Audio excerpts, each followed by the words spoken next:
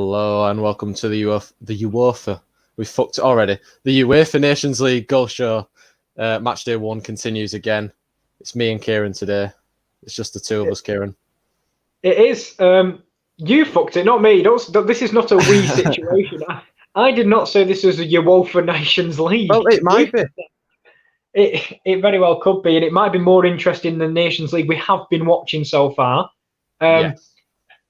Tonight, we've got a few good games. So we've got Denmark, Belgium, Portugal, Croatia, and Sweden v France. Are you expecting more goals? I know it's not hard, but some close games, I guess. Arguably, we've got the 3 possibly best nations in the world if you're going off the recent competitions with the Euro 2016 and the World Cup and stuff. Belgium, Portugal, France tonight. There should be goals. Sweden are a decent side. Croatia obviously got to the World Cup final. Very decent side. And Denmark have got something about them. I think they'll give Belgium a game today. But before we start, we'll just have a word about the England game. You didn't actually watch it. We won 1-0, luckily, very lacklustre from England today. A lot of players obviously haven't played this season because it's been pre-season and stuff. A lot of people haven't played for their clubs. The likes of, Manchester United players, Manchester City players, that would have been their first game since the Europa League and Champions League. I don't think we took as chances well. I think the 3 people that we had in midfield really let Gareth Southgate down, even though he gave him a lot of faith. I think James Ward-Prowse was awful. He's a set-piece merchant. Phil Foden didn't really take the best of his opportunity. Declan Rice was probably the best of a bad bunch, and he was very mediocre in there. I didn't watch it. It didn't sound like I missed much. I mean, there was 2 red cards, so it got a little bit spicy, I guess. But overall, I just think England are at a point now where everyone's coming back, into this international stage. And I think we've seen that with the stream of it in the Nations League. And even with some of the Carabao Cup fixtures today, it really is being played at a pre-season pace because everyone's in pre-season at this point. No one's really got going. So I don't think we'll see. I think this is just going to be an international break that will be quickly forgotten, and rightly so. But a win's a win, I guess. I think the best thing for you is, of course, you got through in the Carabao Cup on penalties against Sunderland. Absolutely smashed it on penalties. You've got the whole shirt on. I have. I ain't got Keane Lewis Potter on the back, but it was a bad performance. But every single penalty went in the same corner. So you love the consistency. Well, I was watching Gillette Soccer Saturday, and that is exactly what Jeff Stelling said. Every penalty's gone in that corner. Yeah, well, me and Jeff were like that, But sadly, Josh's Rotherham are out. Rowan's Oldham are through. Yeah. And Will Peake Sheffield Wednesday / Liverpool. He's more of a Liverpool fan because his dad's a Wednesday fan. But 3 out of 4 ain't bad. No, not at all. So the 3 games we have got live today, like Kieran said, Denmark, Belgium, Portugal, Croatia, Sweden, France. Let's get into the lineups. 1 second. Right. I've disappeared. Just to confirm, this is on the screen right now. I know it is very small for Kieran to read. This is the game that Kieran is covering, Portugal versus Croatia. If you need any help with the Croatia side, I can tell you. But I want you to see. It's a test. Go on. Test your eyes. It's all right. Honestly, 2020 vision, Right. Portugal starting 11. It's Anthony Lopez in goal. It's João Cancelo at right back with Pepe and Ruben Diaz as a centre-back pairing and Rafael Guerreiro at left back. Danilo Pereira, I'm guessing in a CDM role with João Moutinho next to him. Bruno Fernandes, I'm presuming be more advanced. And then a front 3 of Diogo Jota, Bernardo Silva and João Felix. Very strong from Portugal. And then for Croatia, here we go, lads. Right, we've got Livakovic, we've got Tinjedvaj, we've got Dejan Lovren, Domagoj Vida, Borna Barisic, Mario Pasalic and Kovacic as a pivot in midfield. On left wing, Ante Rebic. In behind the striker is Nikola Vlasic. Josep Brekalo, the youngster, on the right, and Andrej Kramaric up front. Thank you very much. I've passed the blind test. Well done. But we'll just talk about this match a bit before. It might be routine for Portugal today. They've got a very, very good side out. Can't take anything away from Croatia. They are, of course, missing Perisic, who's probably having that rest after the Champions League and stuff. Portugal's main miss, of course, is their number 9, Cristiano Ronaldo. Yeah, of course. I mean, it's not even just Thingy. It's Rakitic, it's Modric, Midfield, Brozovic, I don't know if he's on the bench today, but midfield has always been Croatia's strongest area, since the Modric and Rakitic era. And it's a little bit weaker today, but I think Pasalic can carry and Kovacic can carry most of the load in midfield. But you'd like to think Portugal are going to be the better team. And I think in that team, there's a few players that really want to prove a point. Like, I think João Felix didn't have the year he really wanted at Atletico Madrid. So if he can start this season off firing, hopefully he can carry that into La Liga for the opening weeks of the season. Yeah, very excited to see Diogo Jota in the Portugal squad. Of course, starting alongside João Felix, and Bernardo Silva, who's obviously consistent in the team and plays for Man City. So we'll move on from that game to the game that I am covering, Denmark and Belgium. So we'll start with the Belgian team, the Denmark team. Who the fuck is AC? Andreas Christensen, is that him? AC? I think that they couldn't fit Christensen on the graphic, could they? I just realised I've also cut the fucking keeper off. The keeper was Schmeichel. Schmeichel, Vass, Kjær, Simon Kjær. AC, they've got a bloody air conditioning unit playing centre half. Scott at back, and a free midfield of Delaney, Eriksson, Højbjerg, very strong there. Urari at right wing, sorry. Braithwaite, the new number 10 at Barca, if stories were to be believed, if Messi was going to leave. Dolberg up front. For Belgium, they have got Mignolet in goal. I think they're going with the back four, I see. Alderweireld, Denayer, Vertonghen, and Castan, Kieran. Fucking Timothy Castan. Your favourite, and also new Leicester signing, so I think a few Leicester fans will have the eye on this. Yeah, Axel Witsel, Tielemans is a double pivot. Thorgan Hazard, Mertens, Krasko, Lukaku. That looks very, very strong for a Belgian side. And it looks very, very weird from a Denmark side, because Daniel Vass is a right back. Yes, he's played there before, but he's known as a centre mid. Robert Skov is not a left back. He's a right winger. And well, Hoffenheim did deploy him a few times as a wing back during the Bundesliga season. Maybe that's it. Maybe I'm missing something here and just wingers are turning into fullbacks. And also, from what I'm seeing on the lineup I've got in front of me, Urari might mean Yusuf Poulsen. Urari, not to be confused with Ferrari, the actual car. No, I don't think anyone did confuse you. Just you. Right. I had to try and get one in there. But we'll talk about the Denmark side. They're actually playing a cooling unit at centre half here, and I can't believe that. I know.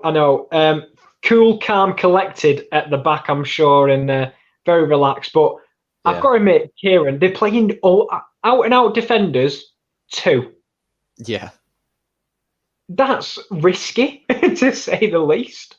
I mean, you never know. It could work. It could not work. Belgium have got a very fast side with the likes of Mertens and Krasko. Thorgan Hazard's not slow. Lukaku's obviously on top form at the moment. Tielemans and Witsel will be interesting to see them together in double pivot. We'll move on to the Sweden-France game now because the games are going to get kicked off in about 3 minutes' time. So we will just run through these sides quickly. I will do it because I can. So Olsen's in net for Sweden. Lustig, Janssen, Lindelof and Bengtsson as a back four. Seb Larsson's playing. Kieran, Seb Larsson. Yeah, former Hull City legend. My greatest memory was I was in the pub watching Hull City versus Derby. My mate's a Sunderland fan. Larsson steps up to take a pen. He looks to me and says, "Never missed one for Sunderland." Blazes it over the bar. Of course he does. Well, I'm not sure which Olsen this is. Cause it could be Marcus Olsen or Martin Olsen. Or Jonas. Or Jonas Olsen returning to be a flying left winger, it looks like. They've got Ekdal in there as well as Forsberg and a two up top of Kaison and Marcus Berg. Now, this France side looks very, very interesting. A lot of different people to what we used to have. Of course, no Pogba in there.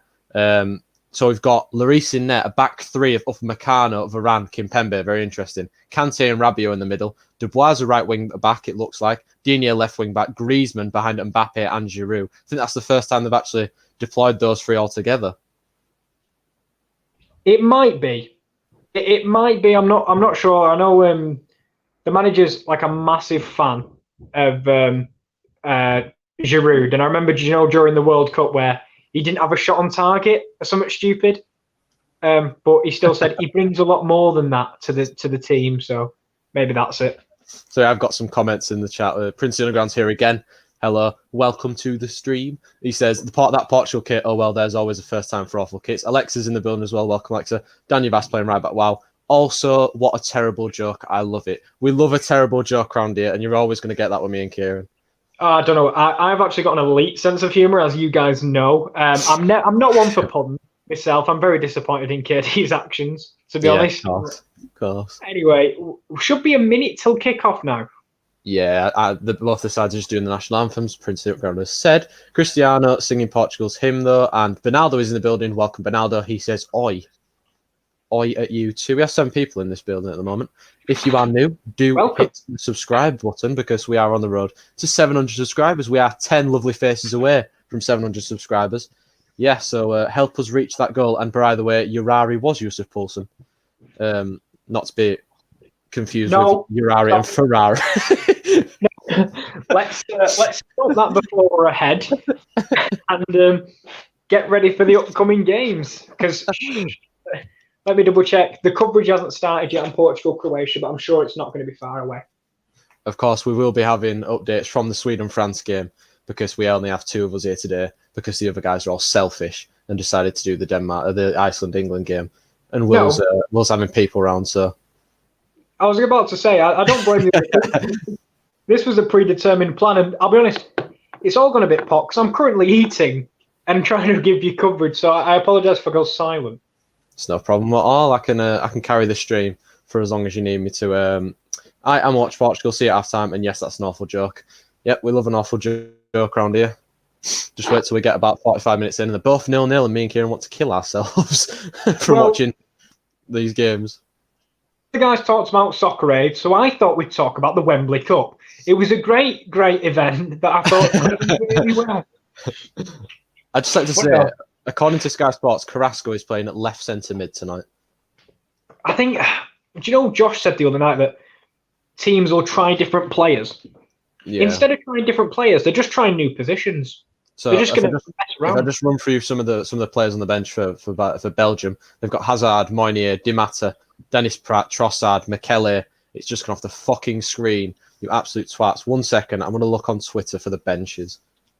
That's all right. Do you want me to get I'll get the Portugal-Croatia one up.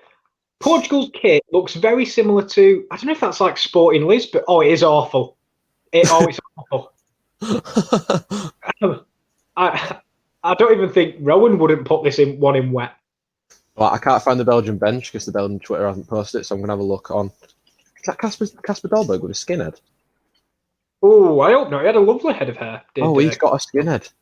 Oh, wow. Oh, I tell you, a man with a lovely set of hair. Is that the right term? Axel Witzel's got a lovely afro. I think you meant head of hair. Yes. You can have a set of hair if you want. Croatia. My game is underway. Just want to say that. Our game has been a minute 45 in. It was a long shot there. Nikola Vlasic just went to the keeper's bottom right. I think he's just bypassed the post. I'm not sure if it took a deflection on the way. We'll see if a corner comes of it or it's just a goal kick. Yeah, I will check the France and Sweden score as frequently as I can. I will update it on the bottom. Hopefully that game can have some goals so we have something to talk about. Because the last 2 nights, that we've done these, we've had pretty dire games, I'd have to say. Especially me, I've had 2 1-0 games. You did, but at least we didn't have the England game earlier. That's always a positive. Yeah, props to Josh and Rome for sitting through that. But we did have some games earlier on, Kieran, as you can see on the bottom of the screen, ticking along a little ticker at the bottom. We had some right results, didn't we? Like Macedonia winning 2-1, and the one that you probably want to talk about is Gibraltar. Yeah, Gibraltar picking up the massive W over local rivals. They're not local at all, are they? They're just crap rivals, basically. They're the 2 lowest ranked teams in the world, aren't they? They're the 2 teams that have like the lowest record or something like that. I can't remember what Josh was saying the other day. But massive win for Gibraltar, massive win for their nation and their football team collectively. 3 points on the board. Yeah, the big start to the Nations League for Gibraltar. They might make a heroic run. The Euros, there will be limbs. Panama-esque limbs, I'd have to say. Oh, I think it's bigger. You think? Yeah. Panama had Richard Torres. I can't actually name a single Gibraltar. No, there was this guy who played for Notts County called Alessandro. He plays for Gibraltar. I think someone for Luton plays for Gibraltar. Can't remember his name though. No, I think it was like one of them. Malta. I'm getting it now. Sorry, Malta. Go on. Close enough. Do you know them people that can never get if they're in League 1 and League 2, they just go down the ancestry and try and find a nation they can officially play for? Yeah. You know what? I found out I am 1/10 from Curacao. and I've to sign myself up for the national team. Alexa's put in the comments. The greatest thing about international football is the global happiness that happens whenever San Marino score a goal. Gibraltar making any major tournament wouldn't be the equivalent of me beating Mike Tyson with a first round knockout. I think you can do it. I was about to say, one take a duck and right hook. I think you've got to. I think he'd go down.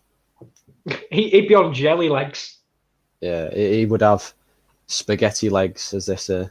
As we say, shall I say? Nobody else says that apart from us. Inside jokes, spaghetti legs. So I will do what Josh does, and I'll put the little the minute for what we're at. So we're around about the 5th minute, I'd say.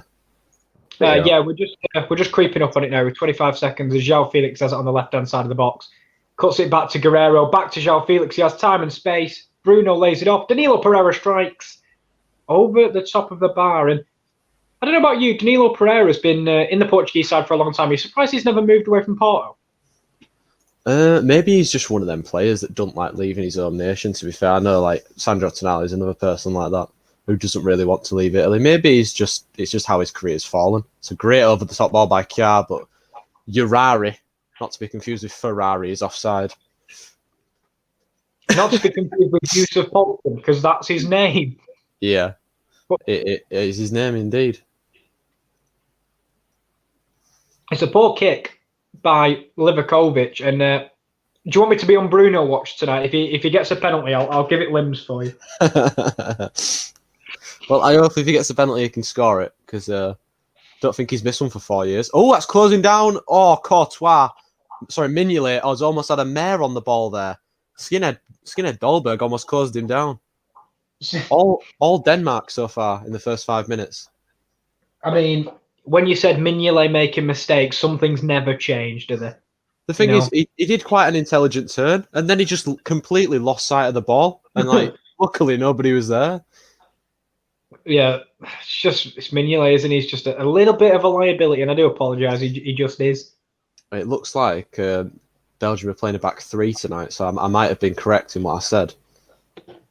With the wing backs. Yeah, it looks like they're playing Castan as a right wing back. Of course, my director of football absolutely loves him. Yeah. I don't know who's playing left wing back. Possibly Carrasco could be playing left wing back. It's not a bad role for him. I guess he's just going to struggle with the defensive side of the ball, I guess. Actually, I think it's Thorgan Hazard who's playing left wing back. Of course, he played there a few times, I think, this season for Dortmund. I think it's Hazard. Anyway, I'll have to. Excuse me, I'll have to check. To be fair, it is. It's Thorgan Hazard playing left wing back. Yeah, to be fair, when Raphael Guerrero got injured or suspended, they didn't really have a replacement because Nico Schultz was also injured. Yeah. So Thorgan can fit right in. I'm going to check the Sweden and France score, see if we've had a goal. Well, yeah, only 3 games to that as we conclude. I think this is the conclusion of match day 1. I think because all the second round of fixtures it'll be wrapping round very, very soon, and probably tomorrow we'll have some more. Yeah, indeed. What are your thoughts on match day 1 as a whole? I know it's not over yet. We've still got these 3, but I think we had a talk about it yesterday, didn't we? It's been very, very slow and played at pretty much a pre-season pace. We've not liked watching these games. I say it in a very light-hearted tone because I like watching football, and of course I love doing watch-alongs. But the quality of games we've seen haven't been up to the standard that we maybe have seen in the Champions League and the Premier League towards the end of the season and stuff. Yeah, we provide. This is the one thing. Like, to be fair though, a couple of months ago, if you'd have offered us these games over no football at all, we would have took no football at all. They've been that bad. No, but in all seriousness, it has been poor. But we're hoping that this is like the kickstart, and slowly we'll see a bit of up tempo. Maybe that's what match day 2 will bring, because some teams might really care about the Nations League and want to do well. Well, Denmark have started very well now, and I think Belgium are going to have their first attack. It could be a deadly counter-attack as Thorgan Hazard plays in Carrasco on the left-hand side. He is faced up against Urari and Yusuf Poulsen, and he concedes the free kick against him in a dangerous area, left-hand side of the penalty area, about 20 yards out of goal. But it's been all Denmark so far. Belgium's first time they've really ventured forward in the opening 7-ish minutes, I think there is. Yep, 7 minutes on the clock. And Urari gives away the free kick. Bernardo Silva has managed to get the ball after the ball went under Borna Barisic's foot. Bruno takes strike from long range. You've seen that before, Kieran. He loves it. And Where have I heard that before? as he does at Man United, it's straight into the goalkeeper's arms from long distance. Can I ask, was it one of those ones where it like dips, it's just a straight shot, no curve at all, just dips? Oh well, it was in a straight line, and when you said it dipped, I thought it couldn't really dip because it were along the floor anyway. What a save that is! Oh, well, from the free kick I was just telling you about, Krasko has gone for it, and he's gone for an absolute curler, and Schmeichel's just tips it onto the bar. What a save! Oh, it's magnificent. Well, I saw an inspired goalkeeping performance by Bailey Peacock-Farrell the other night. And do you think... Oh, it's in! Oh! It's the goal! What were you were about to say? Could we see a similar performance tonight? And I think Jason Denayer has put Belgium in front. I think it's Denayer. It's Denayer or Alderweireld. Paul marking, I think it is from Simon Kjær. And after Schmeichel's heroic save, Denmark find themselves 1-0 behind early on in the game. It is Jason Denayer. Great corner in by Mertens. I am confused how you've got them mixed up. Denayer has like long hair and dreadlocks. No. Because they were both bloody celebrating, that's why. All right. To be fair, I don't know how I've missed it, because Denayer is the one that literally pokes it in. Alderweireld jumps over the bloody ball. I'll let you watch. Thank you. It's all right. All right, I'm just going to update the scores as we sort out. So it is a Belgium lead early on with their first attack, as I said. They've had the free kick, which was a great save by Schmeichel, and then poor defending by the captain, Kjær, that leads to the Belgium goal. So Denmark 0, Belgium 1, and an early start for the Belgian Red Devils. Maybe if Denmark had more than 2 defenders, they might have not conceded so early. I'm not throwing shade. But it was one of their actual centre-backs that was at fault. That's the thing. True. Thank God it wasn't the air conditioning unit, because someone would have breezed past him. Yeah, that would have been. Thank you. He'd have been called on his feet, wouldn't he? You can't. Right, let's move on. Let's just move on. Because this is getting quite horrific for the viewers. And to be fair, this has been a quite horrific game so far, if I'm being 100% honest, as usual. But very slow start, unlike yours. So deserved lead for Belgium? I mean, it was the first time they really ventured forward. Denmark had all the possession, but it was to no avail, really. And then the first time they came forward, they got the free kick, of course. Great save by Schmeichel, and then from that resulting corner, they score. I mean, I can't really say it's deserved or not, because Denmark were just dominated, and then that was their first shot, really. But there's a ball over the top looking for the run of Dolberg. Someone is going to get to that. Great defending, I think that is, by Castan back there. Maybe that's what my director of football was seeing, Kieran. Maybe he sees that. And this is what Leicester are seeing, hopefully, because they'll be really excited to see their man finally play some football after letting go of... is it a replacement for Chilwell, even though he plays on the right? It must be. It must be a replacement for Chilwell, because, I mean, they've got Ricardo Pereira, James Justin, of course, who play right back. It must be a replacement for Chilwell. I'm surprised if he does play right wing back why Wolves didn't go after him once they let go of Doherty. But hey-ho. Speaking of Wolves, they are about to announce the signing of Fabio Silva. Apparently, have they announced it? Sorry, I've missed that completely. Good signing, I'd say. Oh yeah, it's one for the future.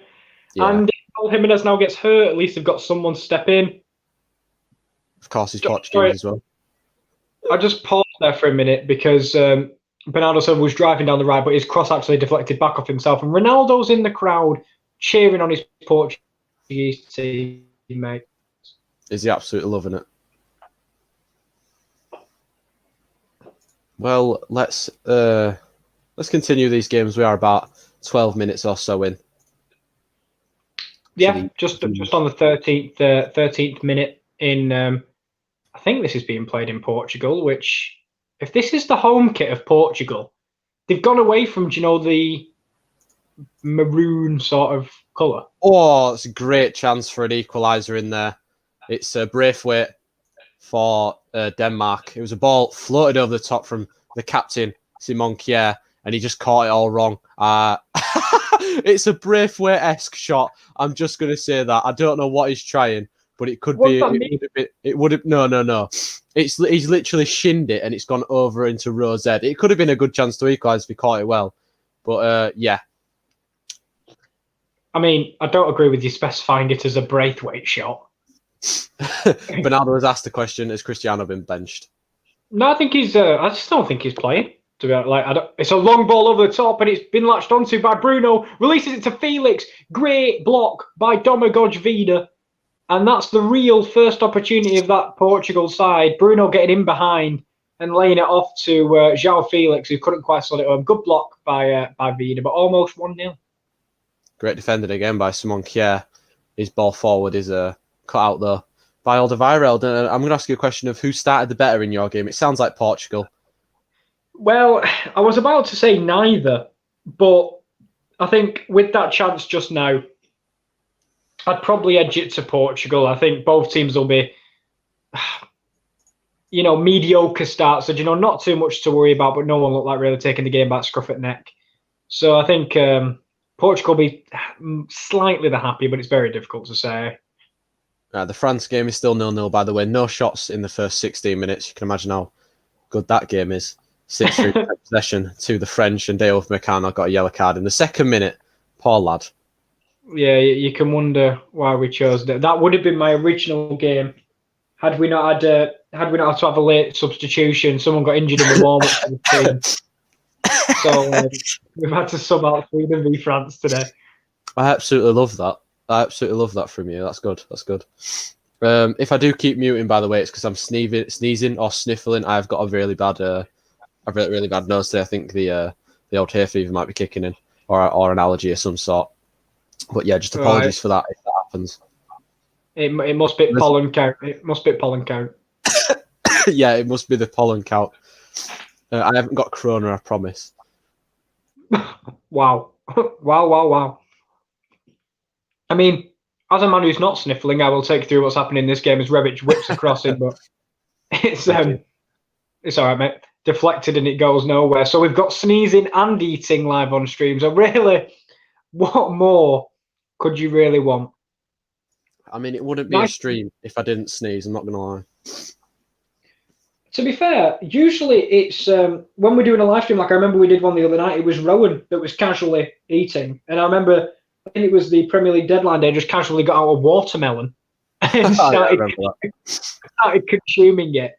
So professional as always, I go off camera myself. I have got a massive watermelon in my hand right now, scanning it, but no need for that.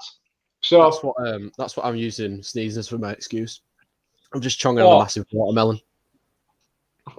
Right. Very watermelon heavy stream today. Indeed. Yeah, so I've seen a goal already, and I'm quite grateful for that, of course. You have seen quite a few in your games in the last 2 days. What game did you cover yesterday? What game was it? I watched JM9, mate. Oh, yes, of course. Romania and Northern Ireland, the first game you watched was Ukraine and Switzerland, which seemed to be a pretty decent 2-1 game. Or was it not? Yeah, there were a few decent games, but I don't know about you, I don't think there's been any really good games. Maybe the Faroe Islands v Malta was the only good game. Yeah. The thing is, the Netherlands-Poland game had a lot of chances in, but the fact that it finished 1-0 just really takes away from the performance. And I tell you what, it was a golden opportunity for Portugal. As João Felix picked the ball up on the right-hand side of the box, he passed it infield to Bruno Fernandes. All he had to do was strike it, but I think Lovren gets the block in, the world's best centre-half. And Vida eventually clears, but good chances. Bruno and Felix finding good pockets of space. You'll be happy to hear. Sounds like Bruno's had a good start to the game. Ericsson has just hit a free kick into the middle of the stands from about 30 yards. That about sums up his season this year, I think. Yeah, he's not really been starting at Inter Milan, which is strange because they kind of paid him out of Tottenham. I'm sure we'll see more about that in the documentary. Yeah, I mean, have you watched the whole of the 3 episodes of the documentary that are out yet, or have you not? I have, yeah. I've watched all 3, yeah. So, of course, there was the chat with between Daniel Levy and Mourinho. Oh, I apologise. Livakovic with a great save. As João Cancelo, the right back, was bombing down the right-hand side. He came in and cut in. I thought, is he going to strike it with his left? He goes with the charisma-esque outside of the foot shot. I'm sorry, I will come back to demonstrate what an outside of the foot shot looks like with your arm. And Livakovic makes a wonderful, strong right-handed save again. I'll demonstrate. And it's a corner now for Portugal. You know what? Thank you for demonstrating, because I've never seen an outside of the foot shot in football. I've been watching it for nearly 15 years, and I've never seen an outside of the foot shot. But we'll just talk about Eriksen for a quick second, of course, because he himself in the documentary said that he wasn't happy at Spurs and he did want to leave. He did, and the thing is, in the he didn't look happy himself. And Bruno was took strike from 25 yards. It's blazed over again from Fernandes, but you can see by the way he's like moping around. We always hear that people aren't happy at clubs, and now we actually visually see what it looks like. The thing is, when I saw that and I saw him sat with the likes of Alderweireld and Jan Vertonghen, and also people who were rumoured to be exiting the club and Alderweireld staying now, it just made me think, like, is that what happens at every big, quote, big club?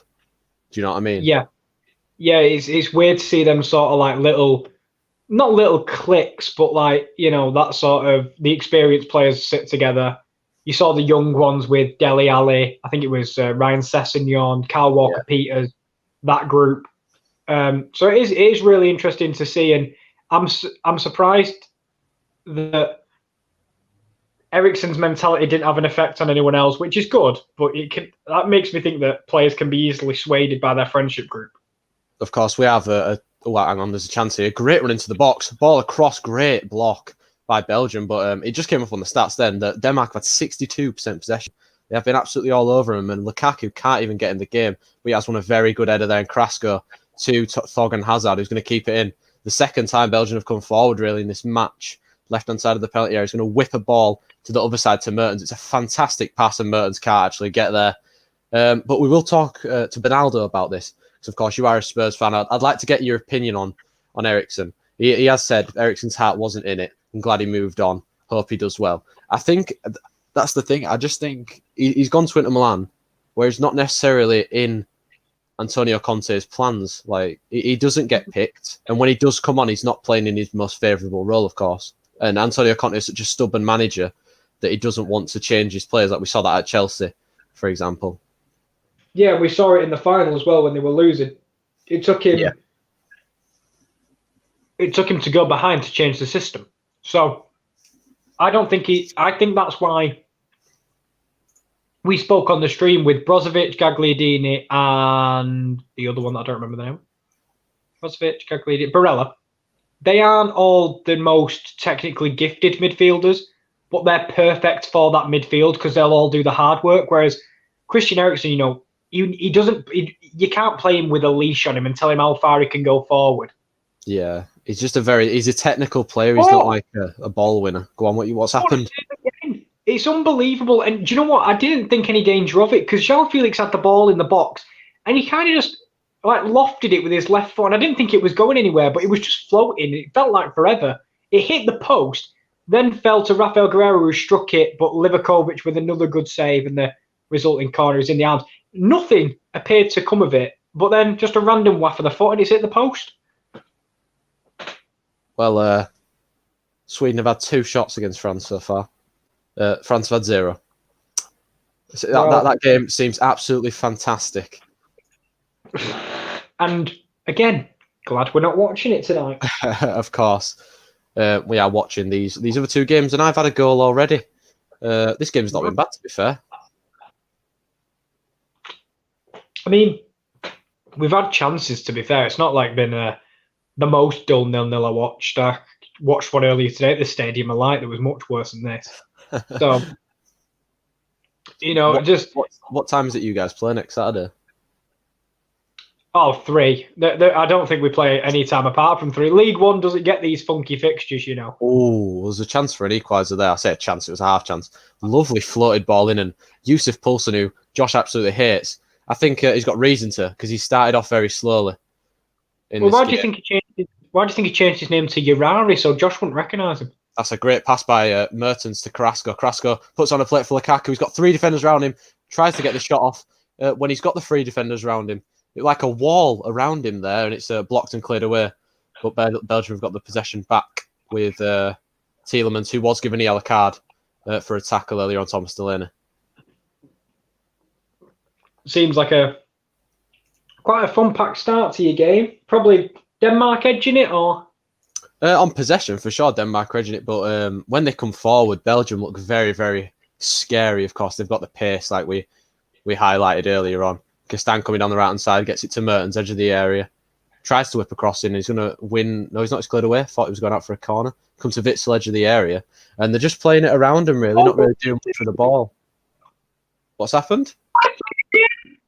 That is unbelievable. Honest to God, unbelievable. It's a corner from Rafael Guerreiro. Pepe gets his head to it. He heads it into the ground like you've taught to do. Down at the left-hand side, Livakovic saves. There's a follow-up from Pepe himself. All he has to do is prod it home. And Livakovic spreads himself well again to keep the ball out of the line. What an unbelievable outstretched leg from Livakovic to put it down for another corner. That's unbelievable. Well, the reason I asked you again was because I think you sounded like a little bit of like a robot to me at the start when you started talking. I don't know if it's me or you for that, but we have got that confirmed. Livakovic did save it. I thought someone had scored the way you were reacting, Kieran. No, that is an unbelievable double save. Honest to God, that's an unbelievable double save. I apologise if I am a little bit robotic. Just let me know and I will repeat myself. You sound fine now. You sound fine now. Ronaldo, I think, agrees. You put my word. How did he? Are you watching it, Benaldo? Because what a wonderful save. Well, two, actually. Livakovic looks inspired. I don't think Subasic is getting his spot back. Well, he'll be linked to Chelsea, I'm sure, after this game. Livakovic, as every good goalkeeper is. But I have signed him on a Football Manager, you know. I feel like I have as well. He always comes up on scouting. Yeah, he's a good young goalkeeper, is Livakovic. Bernardo is watching Portugal. Ah. He knows what I mean, then. He will know what you mean. Yeah, just be wary that if anybody is in the chat, I know Bernardo normally knows, we might be a little bit behind you guys, so just don't put any like goal spoilers in the chat. Eriksen has a shot, great save by Mignolet. I didn't think I'd be saying that. 25 yards out, I think Eriksen just smacks it. Just thinks, fuck it, I'm Eriksen, I'll have a go. And it's a great save with his outstretched left hand by Mignolet to tip it over the bar for a Denmark corner. And it's nothing less than Denmark have deserved, really. They deserve to be in this game with all the possession that they've had. Yeah, we almost had a penalty shout here with Cancelo down the right-hand side. He loves cutting in on the right-hand side for a right-footed player, which is strange, but he thought he got taken down, and Bruno was smiling. It's unbelievable. They've hit the post. Oh, how has that stayed out? I'm thinking the same thing in a different game. Do you want to talk about yours first? Go on. Bruno Fernandes lofts a wonderful chipped ball into the box, and Diogo Jota, the most unlikely man, gets his head on it, goes for the opposite corner, and Portugal hit the post. This one isn't saved by Livakovic. This time he has the woodwork to thank. But unbelievable start by Portugal. No idea how they're not winning. Well, mine wasn't nearly as nice to look at as yours.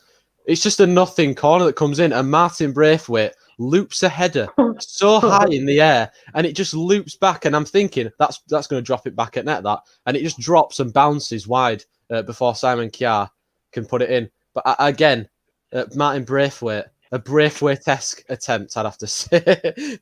Wow. Do you mean that because it was really close to being a wonderful goal?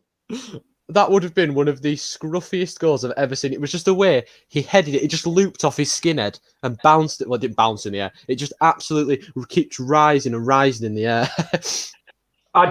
Portugal, another opportunity. It's a 1-2 between Fernandes and Jota. Jota makes the on-rushing run into the box on the right-hand side. He drills it, but he doesn't choose to go across. He tries for the near post, and it just hits the side netting. This is a barrage from Portugal at the moment. Surely the goal has got to come soon for Portugal. Oh, it depends. Livakovic is in net today. Well, yeah, we were talking about an inspired performance possibly from Schmeichel. Maybe it's coming your game instead of my game. Yeah, definitely. So far, of course, things could change. Very drastic. He's definitely gonna drop one in his own net in about 2 minutes' time, isn't he? He's been watching Mignolet tapes. To be fair, it's not been a boring 0-0 by any means. We've seen. I mean, to be fair, it shouldn't be 0-0. It should be about 4-0 Portugal. But Bruno Fernandes with a lovely nutmeg in the middle of the field, and Bernardo. Goldberg. Oh, so close. Sorry about that. Go on. No, it's all right. Our play slowed down a bit. It was a lovely nutmeg in the middle of the park by Bruno Fernandes, but it's given away now, so you can continue with your point. It just fell to Dolberg in the box, and he tried to take a touch over his head instead of just whacking it straight away, and it was cleared away. The Denmark, they've given another free kick away to Belgium, but they have started. Well, they've started well after the goal, and they're absolutely dominating at the moment. It's Dolberg back to goal. He takes a touch to try and turn instead of just taking it in his stride. And it's absolutely whacked away. We've had a decent start to these games so far, it seems. Of course, the live scores at the moment are Denmark 0, Belgium 1, Portugal 0, Croatia 0 somehow, and France is still drawing 0-0 with Sweden in what seems like such a dead game. They've had one shot in 30 minutes in that game. Wow. Honestly, we love international football. I mean, yeah, something like that. Something along them lines. It is a corner for Croatia. The ball's whipped in. Anthony Lopez gathers. It's an interesting debate, though, Kieran. If you're Portugal, do you start Rui Patricio? Bruno misplaced pass. Rui Patricio or Anthony Lopez? Who do you think? Well, we watched Anthony Lopez in the Champions League, and he looked very shaky, of course, punching a lot of his crosses. Rui Patricio is a very consistent goalkeeper for Wolves. He's probably one of the best in Premier League. Maybe it's just a question of age, to be fair, because Rui Patricio is of the older side. Maybe they want Lopez to be the number one for a while. It is an interesting debate, to be fair, because Rui Patricio is a fantastic goalkeeper. Anthony Lopez is good, but I don't think he's quite there yet. Of course, as we saw in the Champions League game, especially against Man City, he was flapping at everything. And yeah, my thing is with him, he's very erratic, but he's a really good shot stopper. Yeah. I wouldn't, one-on-one, I'd probably back him, but claiming a cross, I probably wouldn't. Yeah, I mean, I can see where you're coming from, because I watched it literally happen against Man City, where he's just punching crosses out straight back to him. I don't like a goalkeeper that punches. I'd rather the goalkeeper command the area, claim the ball, and then send your team on attack instead of trying to punch it out, because that punching is the main reason for mistakes with goalkeepers, to be honest. It's an awful touch by Urari. Yeah, and if they catch it and drop it, but not many times that really happens, leading to mistakes, unless it's a foul usually. Well, Braithwaite's picked up about 30 yards out. He's found Eriksson, Delaney. Denmark just playing some nice stuff at the moment. They're winning it back high up, and they're just passing it around Belgium. And Belgium can't really get near the ball. Near the ball. They've been very lucky, I'd say, to have that 1-0 lead so early on through Jason Denayer. Well, I guess a lead's a lead, but you say Denmark have been dominating. So, oh my goodness, is that going in? It is. No, oh my god, how's that stayed out? Well, we just had about 3 attempts there. Wait till you hear one of them. It comes in from the left hand side. Urari heads it back into the middle. Braithwaite absolutely missed his shot, scuffs it into someone, and then the clearance from Denayer hits Delaney, and it looks like it's bouncing in due to the camera angle. Sorry, that was an awful back pass from Vertonghen, almost letting Skinner Dolberg in. It's a corner. Belgium are looking very shaky at the moment. The other attempt I was just talking about bounced off Delaney. Because of the camera angle, looked like it was bouncing in, but bounced just wide Denmark corner. 31 minutes in. I've got to admit, I knew it was a good chance because you gave it to Gary Neville. It was just when I saw it, I was like, ooh. You go, ooh. It's going. It's corner. He's going to be whipped in from the left-hand side. I think it's Højbjerg who is kicking it in, and it's headed away comfortably. Probably a little bit too much emphasis on it. Corner taken quickly. It's not Kyle Norton. It's on the edge of the box. Cancelo with the left. Oh, he's in the post. He's in the back of Livakovic and got out. Well, again, how's it 0-0? They've hit the post, I think, 3 times in this half. It was Rafael Guerreiro lined it up with his left. It hit the post, hits the back of Livakovic, and then goes out for a corner. What's going on? Well, Belgium have just probably had their best chance of the game since they scored. It was lovely work on the left-hand side by Thorgan Hazard and Carrasco. Carrasco does ever so well. He's got 3 players in front of him. Somehow managed to get a cross in. And Timothy Castagna absolutely scuffs the shot. And that's what I saw in him. My director of football obviously didn't see that. Scuffs it over the bar. Honestly, I cannot believe what I'm witnessing in this half of football. Bernardo has said, "What is this game?" The Nations League is in the group stage. Sorry about that, Bernardo. Yeah, I'm with you, Bernardo, mate. Honest to God, I do not know what's happening. That goal is cursed. And Livakovic is so good. He's making saves when he's not even facing the goal. Unbelievable. Yeah, it sounds like the Sweden-France game is really good. I'm looking on Google. It says there's been 1 shot in 35 minutes. Wow. I hope that's a typo because that's boring. I hope that's wrong. I hope it is wrong. Very wrong. I'm just going to load Sky Sports up quickly and have a check. Yeah, double check. Maybe Google is a year behind, hopefully. A year behind. Yeah, well, I wish we were all a year behind. 2019 was much better than 2020. But I digress. As Croatia needs to get a foothold in this game. It really has been all Portugal since the opening 10 minutes. Mignolet. He's been caught out again. And Braithwaite. It's Dahlberg, sorry. He's just hit Dahlberg and gone out of play. Were you primed ready to slag off Martin Braithwaite? No, it wasn't even. It's actually really good pressing from Dahlberg. Mignolet just keeps closing him. Dahlberg just keeps coming forward, closing him down. Mignolet's just keeping hold at ball, and that's a fantastic pass from Lukaku out to Castagne on the right-hand side, and there might be another chance for Belgium to come forward here. I am trying to find the stats of the France and thingy game. Just give me 1 second. No worries. The ball's back to Livakovic, clear. But I've got to admit, I agree with Bernardo. What an unbelievable start to this game. We really have, and I've rarely seen a performance from a post like it, to be honest. He's been man of the match so far, apart from the goalkeeper. Well, Google was wrong. There's been 2 shots for Sweden. 0 for France. Barisic whips it in. I tell you what a turn of events we'd have if Croatia went into the half leading. They wouldn't deserve it, but it's all possible in football. Bernardo has made a Kieran-esque joke here. Portugal, more like post no goal. Right. When you say Kieran-esque, I don't even think I've stooped that low. It's a good. I'll tell you what, though, Bernardo, I like it. I'm willing to. I like it. It's a good one. It's a good one in my opinion. Not good. A good one in most other people's opinions. We are into about the 35th, maybe 37th minute now.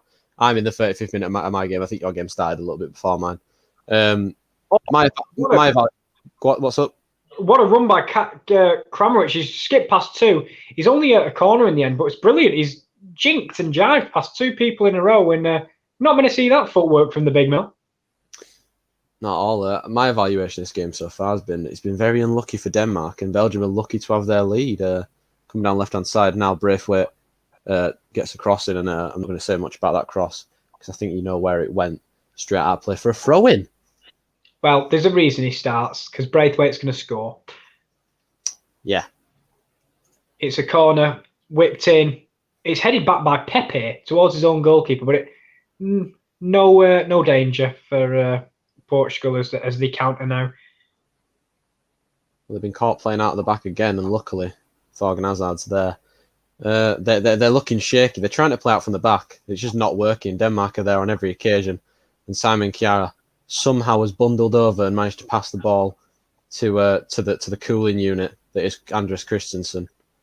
Of course, a beautiful ball by João Felix in behind to Diogo Jota, but it's another corner for Portugal, and it's just a very, very strange first half. I think it's been a good start for. As I say that, I was about to say it's been a good second half of the first half for Denmark, and they just passed the ball straight out of play. That's lovely to see. Commentators curse, eh? Yeah, exactly. That's what my thoughts exactly. Fuck me, I'm glad we didn't watch Sweden-France. I don't know what you're talking about. I love to see 2 shots. 1 on target as well, don't forget about. Oh!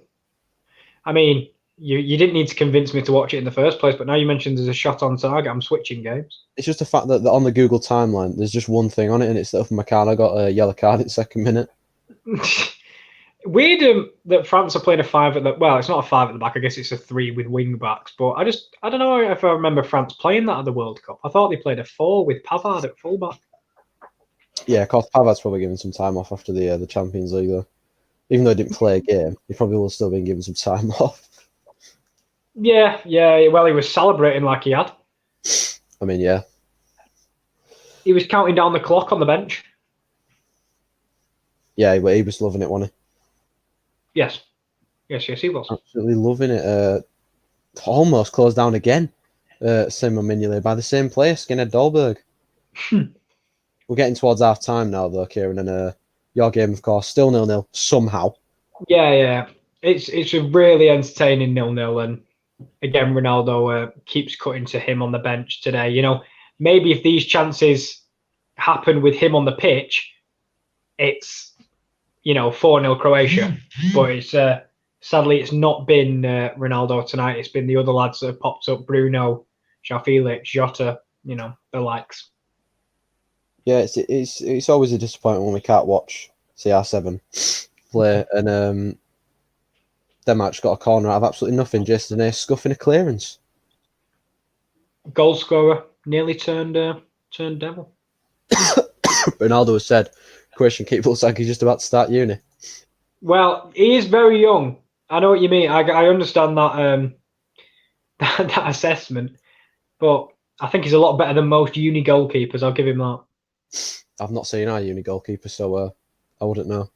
Cancelo lines it up. What a goal! It was going to take something special to beat Livakovic, and that is exactly what we've had from João Cancelo. I told you, Kieran, he loved cutting inside for a right back. I see why. He's on the right-hand side, and he cuts in onto his left. You're thinking, if you're a Croatian fan, let him shoot. It's not his strong foot. He curls a lovely goal into the top left-hand corner, and it needed something like that to give Portugal the lead, and it's 1-0. What a goal that is. Cristiano would be proud. Deserved. Oh, unbelievably deserved, and nothing Livakovic could do about that. That is absolutely magical from João Cancelo, and this is why I wish he'd go somewhere else and actually start games. I mean, he did start playing games towards the end of the season at the left back after I think Pep Guardiola lost his trust in the likes of Ben Mendy and Zinchenko, of course. Not had the best of seasons by any means, João Cancelo, but he has scored the goal that has put Portugal in front tonight against Croatia. A big goal as well, because they needed that. They have been absolutely dominating so far, by the sounds of it. Yeah, absolutely magical goal. Anyone would be proud of scoring that. But especially your right back on his weaker foot. Unbelievable. Magisterial stuff. Oh, I'd say so. So we have got goals in our two games that we're watching. The France game has a goal as well. Kylian Mbappe has just scored in the 41st minute. As I've turned it on, of course, it would be him. I think that's France's first shot of the game as well. It was France's first shot, and they've scored. Took them 42 minutes to do it, but France do lead against Sweden 1-0. Pretty much at the same time as your goal and as well. So nice. We've got goals across the board in every single game. Yeah, a bit of poohousery from France having only one shot and managing to score, but that is the football. Of course, they have absolutely dominated possession, 57%. They are absolutely smashing. I wouldn't say smashing. They are smashing Sweden off the pitch with fouls. Kicking them off the park. Yeah, that's a free kick there to Belgium. That's the team I'm watching. Belgium. Not France or Sweden. I'm caught up with bloody France and Sweden now.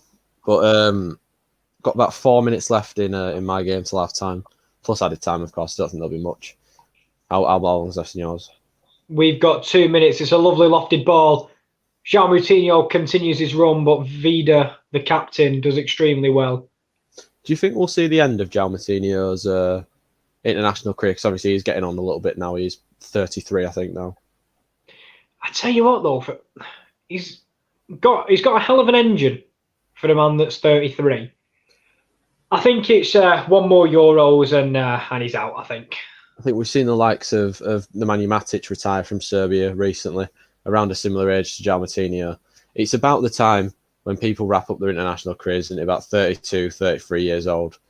Of course, Ronaldo will probably play for another fucking 20 years, but yeah, for a normal human being, it probably is 33, 34 when you hang your boots up for international and maybe have a few more seasons for club. There's a chance for Belgium here. Carrasco, is that handball against Kjaer? I think that he's claiming it. No, the referee's saying no. I mean, we slowly saw with Moutinho, he's not always in the Wolves starting lineup. Like when they got Europe, he was in every single game, I'm pretty sure, or near or thereabouts. But now I think they're happy to just go with Dendoncker and Neves in the middle of the park rather than Neves and Moutinho. Corner for Belgium. They've been good from the set pieces. They've whipped that one in towards the big man Lukaku, and they're going to get a throw in on the other side. Just tinkering down to the last 20 seconds of the half. Even though my tone of voice is quite low, it has been a very, very good game. I've just realised that my voice makes it sound like it's been very boring. It hasn't. But I think we've slowed it down towards the half. I think Croatia are actually quite lucky to be only 1-0 down. Yeah, I mean, the way you've been describing it, Portugal have hit the post, I think 3 times. You've said Livakovic has made countless amounts of saves. Cancelo's finally scored the goal and rightly in front, but Denmark win the ball back high up again. Great tackle from Denayer. Lukaku tried to turn on the ball. He has found Mertens, who tries a ball across field to Hazard. Tried that 3 or 4 times, and it's not come off. Denmark definitely been the better of these two sides, but they find themselves behind somehow in this game. They'll hopefully make sure some of the possession or some of their influence changes the game in the second half. But my game is at halftime. It's been at halftime for about 30 seconds now. No time added on. I don't think there was a point in adding time on, to be honest with you. Cancelo's gone over to Livakovic, give him a tap on the back, saying, "You couldn't stop that one, could you?" And I'm presuming he replied with, "No, I couldn't." Well, there's a chance down the right-hand side. Mertens whips the ball across. Cleared away easily by Delaney, trying to get back in his Castan. It's still not cleared. About 30 seconds left of the first half. I can't see there being much added time in this game. Belgium have finally got a little bit of possession towards the end of the half. Somehow they do lead. They haven't been at their best at all. They've been getting caught out the back countless times, and they've just not been punished so far by this Denmark side. Not as of yet, anyway, but you know,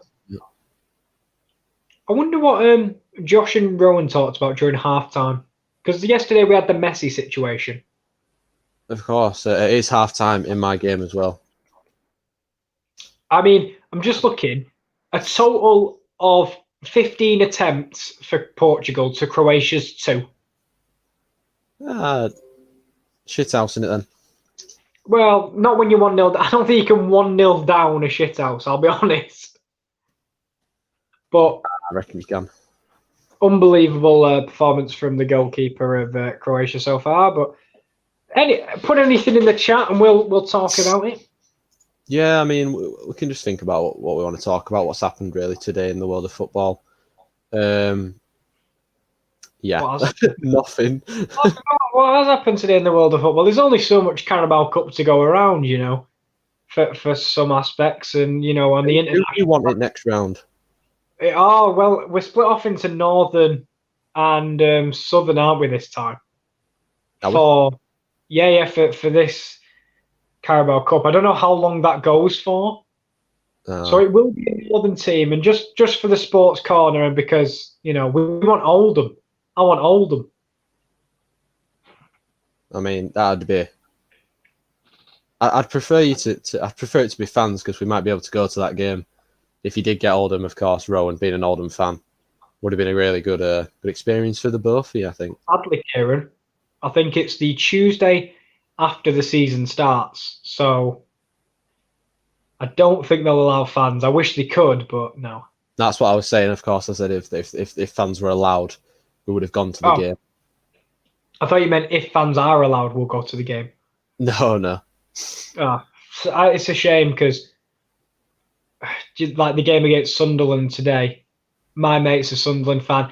I mean, would I have really wanted to go to watch a 0-0 and a win on pens? Sure. I mean, Sure, the why pens not? you'd have got buzzing for pens. I think if you'd have won on pens. Yeah, I would have cried when Tom Eaves got injured and had to go off. Maybe a crowd always change a football game. Maybe it wouldn't have ended 0-0. Maybe not. Maybe we would have asked them to, done a whole wrestling chant, please stop walking. But you never know. You never know. Anything on your game during halftime from maybe it's something to do with World of Football? There's not really much to report apart from you hear it all during the game, really. Prince Underground has commented. He's put, I feel this Portugal team could match Croatia with Perisic, Rakitic, and Modric, even without Ronaldo. Also, 4 times we hit the post, for fuck's sake. Happy with Jota's performance. I mean, you probably could.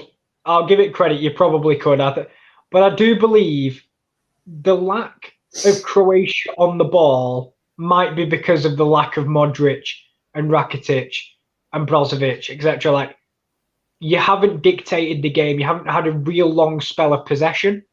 And maybe for me, that might be the reason why. But even without Ronaldo, I do think it'd be a much tighter game because Portugal are running away with it despite the scoreline.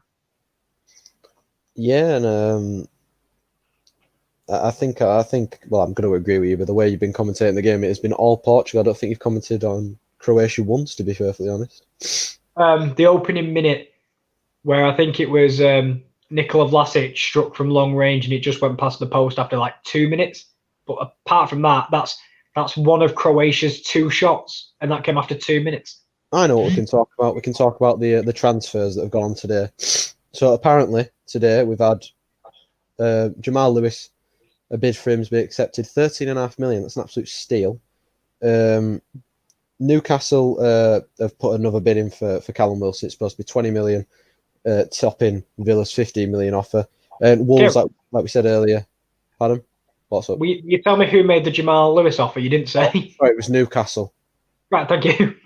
Sorry about that. And then Wolves, also, as we said earlier, announced the signing of Fabio Silva for 40 million euros. And Allen joined Everton, didn't he? Yeah, he did. He finally put pen to paper, and then underneath that, everyone's saying was announced James, etc., etc. So, Danny Ceballos went back to Arsenal. He did. Well. He did go back to Arsenal as well. Kai Havertz signed for Chelsea yesterday. Yeah.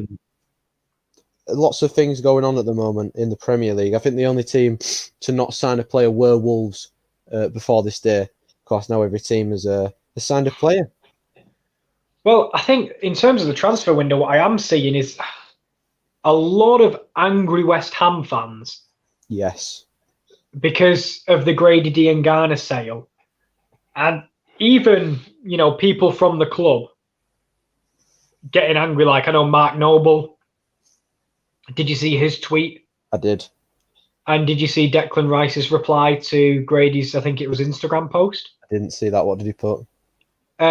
It'll be nice to you to go somewhere and finally be appreciated. Goodbye, or something like that, along them lines. So, I mean, fair play to Diangana for getting out of there. He did well at West Brom last year. They're obviously back in the Premier League this year. He's a good player. He's got good potential, and hopefully he can make something of himself at West Brom. I think this is the thing about West Ham. They just never. They never. I don't know how to explain it because they just seem to let the fans. There seems to always be one thing that goes wrong with West Ham in the year. Like you think about it a few years ago when Mark Noble had to literally wrestle fans off the pitch when they lost 2-0. So I think it was one of the shit teams at home. They lost 2-0 to Mark Noble. I think it might have been Burnley. I'm not even joking.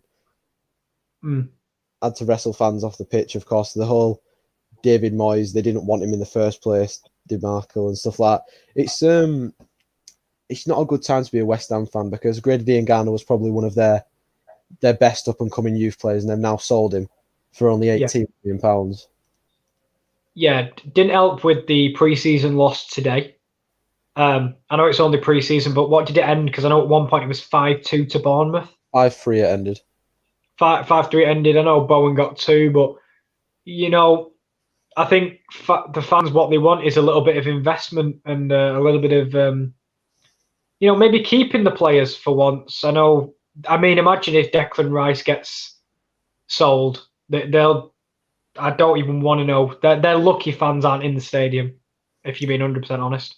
Maybe that's what they're taking advantage of, the fact that the fans are in the stadium to give them an actual reaction now. And maybe it's just the fact of they wanted the money because they want to reinvest it. Maybe, we don't know. But it's a shame to see someone leave like Grady and Garner. Of course, it was obviously liked because Mark Noble is the captain of West Ham. He holds a great. He's a voice in the squad. That's what I'm trying to say. And if he's saying that he's gutted to see him leave, he must have some sort of potential and see the problem himself. Yeah, and it's not often we see players speak out against their own club, especially Mark Noble, who is Mr. West Ham. I don't know what's going on there in terms of a lot of things, but it doesn't look good for them. I mean, I know you did your predictions the other day. I don't know where you put West Ham, but with the whole turmoil in ownership and the feeling around the club, if they got off to a bad start, it might be very difficult to pick it up late in the season. Well, you think that the season that they went down in, I think it was like 2010 or something, they didn't. I don't think they won a game until maybe November, and they were having save our season games in November, and it could be a similar thing. But the only thing for me is they've just got such quality in their team. The likes of Jared Bowen, and I know Sebastian Haller didn't necessarily have a good season, but he's still a decent striker that will score you 10 goals a season if you give him game time. Of course, they've got a decent team, I think. It's if he can stay fit as well. I think Haller's been struck with injuries. We don't know if Mikel Antonio, because he had a really good end to last season, to be fair to him, as a striker. It's not a role we use. Well, to be fair to Antonio, he's played every bloody role under the sun, hasn't he? But he finally started firing goals. So it's an interesting team to look at. Newcastle had a very similar problem with their owners, but they're appearing to make some moves. I mean, Jamal Lewis is a great signing. Yeah, I mean, you just look a few weeks ago when Liverpool put that 10 million bid in that was rejected, and Norwich have accepted now a 13.5 million bid. It's strange. Maybe the market's not there that they believed was there. Maybe their asking price at first was a lot higher than what clubs were willing to pay. Yeah, probably. But be a good move for Newcastle. They're getting a good left back there. Of course, their defence is probably the worst attribute. Have they still got Jetro Willems? Did they sign him permanently, or has he gone back after his injury? He's gone back to Frankfurt. That's a shame, because I know he wanted to stay, but sadly, due to his injury, it got cut short.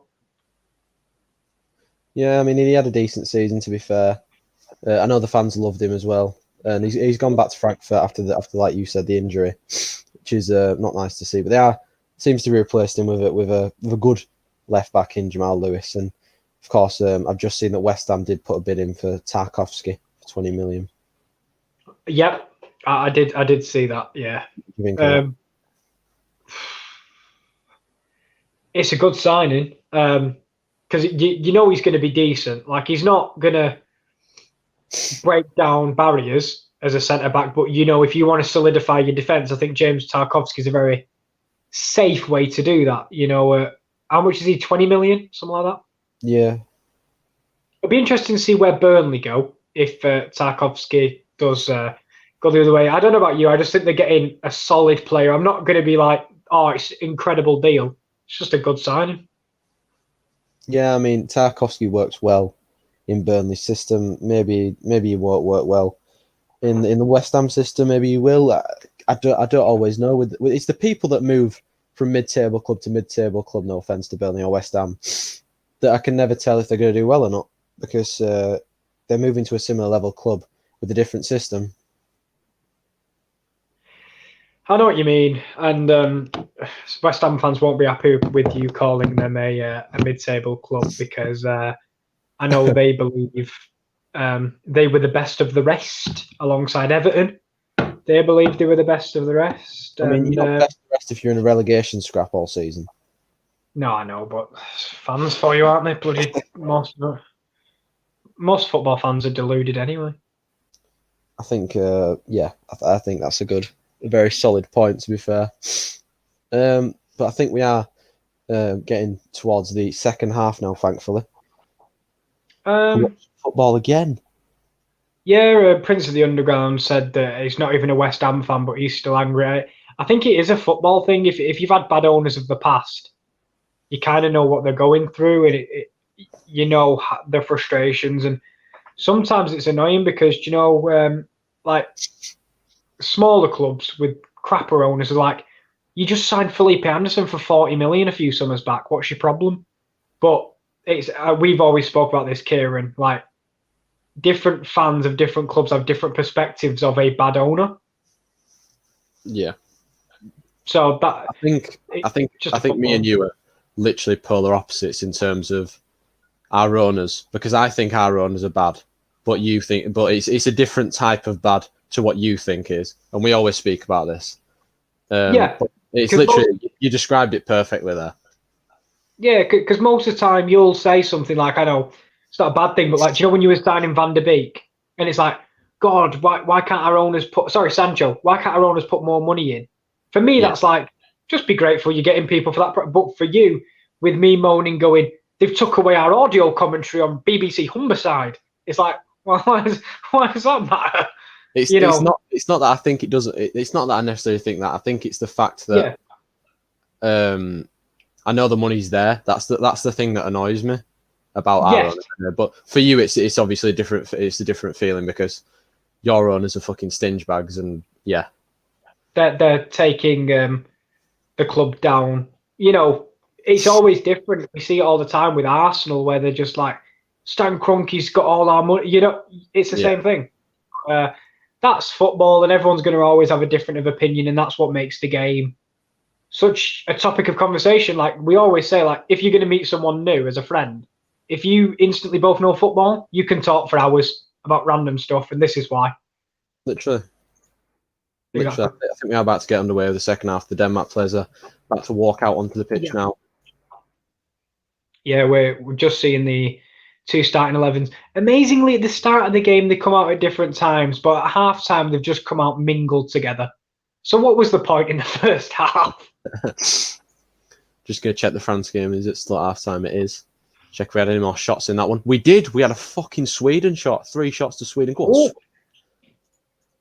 What's your thoughts on that, by the way? The fact that they come out separately, even though they're about to compete on the same pitch for 90 minutes and foul each other, and I mean, it just makes it a little bit like you said. It just doesn't mean out, does it? If you're going in at the same time, if you're coming out at the same time, if you're going out before them, going in before them, going out at the same time, I don't think it matters because you'll all be in close proximity. A football pitch is not a massive thing. Do you know what I mean? Even if you're playing in the biggest of stadiums, you're still going to come in contact with a lot of people. Yeah. If you don't come in contact with someone on the football pitch, you're doing a crap job. Yeah, you think how many people are in the actual stadium, including all the backroom staff for both sides, the players on the pitch, the substitutes, stuff like that, the officials, the stadium staff. There's probably over 100 people in a stadium at a time, even though they're supposed to be up closed, like behind closed doors. Yeah. I know what you mean. It's just, I guess it's one of them that on TV it looks a little safer, I guess. Yeah, for sure. We are about to get underway. Oh, look at that. Are you kicked off? Yeah, we're both underway now in the second half, and it's an early free kick to Croatia. I won't be surprised if they made some tactical tweaks in the second half to try and really influence this game because they've been passengers in the first half. Yeah, I was just actually checking if the France game had any substitutes. It's not had any as of yet. Our game hasn't had any substitutes either. No subs in your game? No, absolutely nothing. Apart from the fact that I can't remember. I think it might be Jedvaj got tackled, got back up, and he's gone back down. So maybe that's an injury. Oh, not Tin Jedvaj. Yeah, we'll see. Continue. We'll see. Second half prediction. What do you think for your game? Oh, I'm hoping for a few more goals, me. I'm hoping for, you know what? Let's go with a 3-1 Portugal. I don't think it's going to happen, but let's hope for goals. Prince Underground has said, we are Man United, we're not supposed to be happy because we just have something good. We're supposed to be the best club in the UK, and a third place shouldn't be considered. Look, it is what it is at the end of the day. I think we're just, I'm getting on with it now. It's true, not at that level, but it should. I'm just getting on with it now. The complaining don't get you anywhere, to be perfectly honest, especially if you put it on Twitter, because it just won't change anything. Just end of debate, to be fair. Hate talking about it because I could go on for hours and hours. Rule is don't go on football Twitter because it is a horrific place to be. Especially with Man United fans. Like, our fans are so... The 14, 15-year-olds that are on football Twitter just absolutely hounding anything we put on Twitter with sign Sancho, sign Thiago, sign Sancho, sign Thiago. Like, when bloody Jadon Sancho put something up about, like, what was it the other day? It was something that was very, like, nothing to do with football at all. And everyone's just commenting on it saying, join Man United, cut Man United. There's no need for it. Like, just give it a rest. To be fair, Chelsea fans did the same thing. But I was thinking about this earlier, and if we were all going to go in a call together later, I was going to say, is there a better admin team than Bayer Leverkusen? Nah, there isn't. No, aren't Bayer Leverkusen admin team just the best? I mean, they replied to someone, didn't they, like, that said announce Havertz, and they just put announce Havertz with a green tick. Yeah, and I think there was one today. I can't remember, but sometimes like people will just tweet them and just go, "Hi, admin. To be honest, it's nothing about Havertz. I just want to know if you're okay." And then they're just like, "Yeah, we're fine." It's brilliant.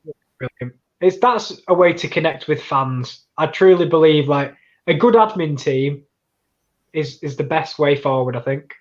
I mean, yeah. I mean, it adds a sense of like humility and like, is humanism, is that a word? Human, like the sense that they're also a human too, not just like putting what the club is telling them to put. Do you know what I mean? Yeah, it's no longer two separate entities of you and the club. It's like you can be connected via something at least. Because sometimes I think it gets lost. Like I think this has proven it, that this whole series of stuff that's happened in the world has proven that fans make football matches, and this is why, when we see players think they're bigger than the club, the fans are the club. The fans make the club. Yeah, I think you're right with that. And this just emphasises it, because I think for a while it may have been a little bit lost, and sometimes fans can be annoying, protests and stuff over certain things, but they only want what's best for their team, You think about the fans that were rioting outside Barcelona's presidential offices when Messi was quote unquote leaving. Yeah, that's too far. That is too far.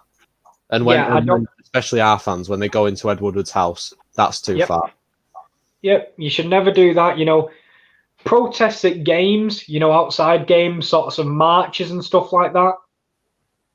Fine, as long as there's no violence or anything. You're allowed. They're literally abusing him for being shit at his job. Like, you're allowed to be shit at your job. You're not allowed. Like, you shouldn't be beaten up or like have your house vandalized for being wank at your job. Like, it just is too far at this stage. Like, especially the messy stuff.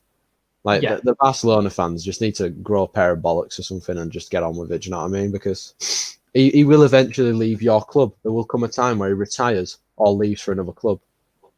Yeah, there's, yes, he may be one of the greatest ever to do it, but you just need to be grateful for what he's given you over the past couple of years. As Bernardo Silva cuts inside his left, reverse pass to João Felix, who chips it up to himself. Strange decision. And volleys it into the centre half, and Croatia will come away with it. Really, the opening chance of the half, that for me, to be honest. Well, I've just Gene-Ev'd it again because a lovely floated free kick by Mertens going into the back post. And without a clearance from Skov, I think Vertonghen would have made it 2-0. Oh, that's almost an unbelievable move by Portugal. Two back heels into back-to-back into Bruno Fernandes, but nothing came of it in the end. Just this, speaking on this France game, it looks like it's been quite a lackluster performance from France. Only having one shot. Long shot comes in just wide from, I think it was, Thorgan Hazard. But yeah, just on France, it looks like quite a lackluster performance to say they've got most of their superstars out on the pitch. I was going to say, it's not as if they've rested any players. Griezmann, Kante, Mbappe, they're all there. Yeah, of course. Paul Pogba does have COVID, so he isn't there. Anthony Martial is there, though, on the bench. Nice to see him get recalled to the squad. Camavinga as well, the 17-year-old, is on the bench. He was the one who replaced Pogba. Steven Nzonzi's on bench as well, Kieran. Jesus, Steven Nzonzi. I know he was great at Sevilla a couple of years back, but I don't know where he's been since there. I know he went to Roma and Rennes, I think he was at for a bit of time. I'm not sure. Yeah, just looking at the Sweden bench, they've got John Guidetti on there. They've got Emil Kraf, Dejan Kulusevski. They've got Ken Semmer on there, who's obviously one of your players on Football Manager. He left in year one. I don't know what you're talking about. I mean, maybe we should talk about John Guidetti more than anything. No, we're not talking about John Guidetti. The absolute legend that is John Guidetti. But 5 minutes into the half, well, I'm going to say 7 now. And what do you think of the Croatian manager? Because he did a brilliant job to get them to the World Cup final. Do you think there's a club job for him in the future?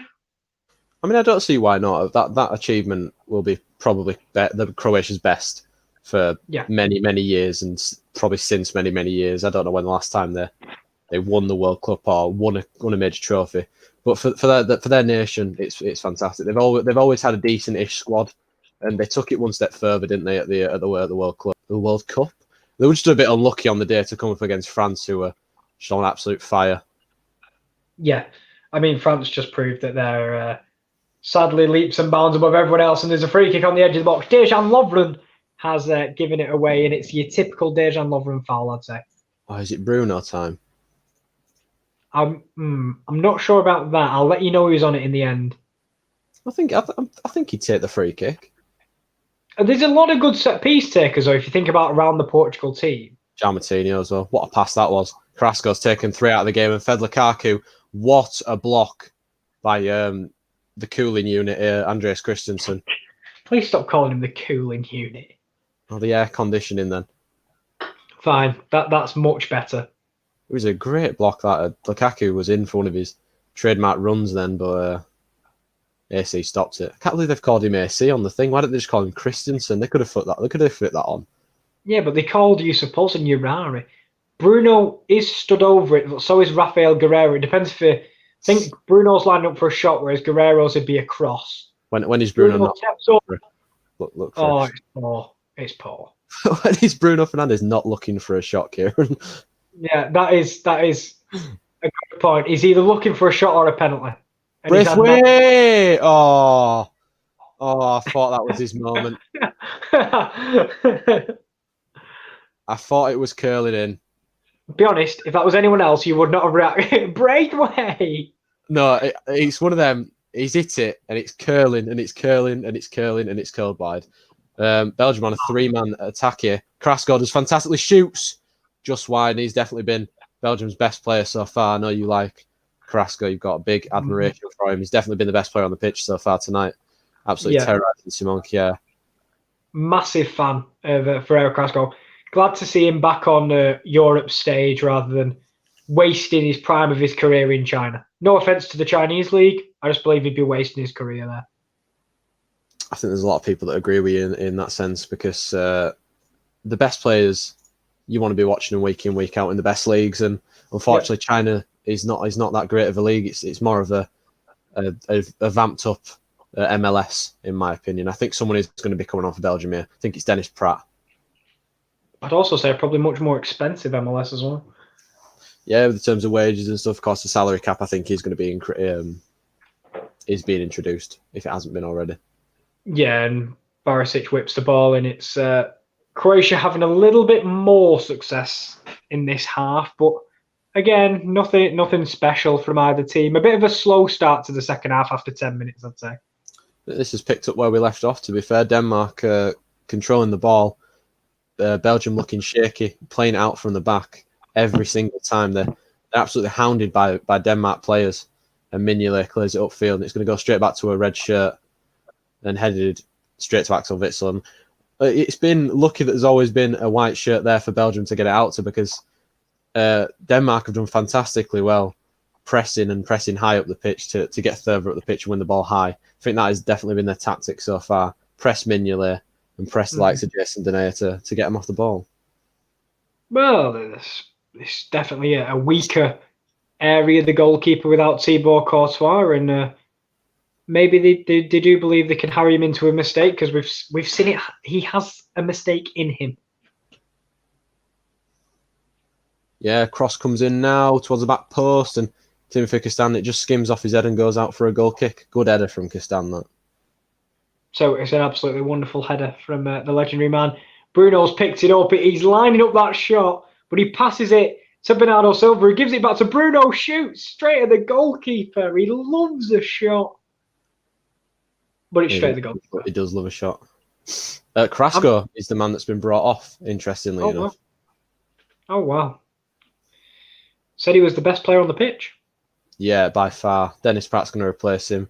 Maybe it's a question of fitness and wanting to get not to injure players for their clubs. I'm not sure when the Liga starts, but I know the Premier League starts next week.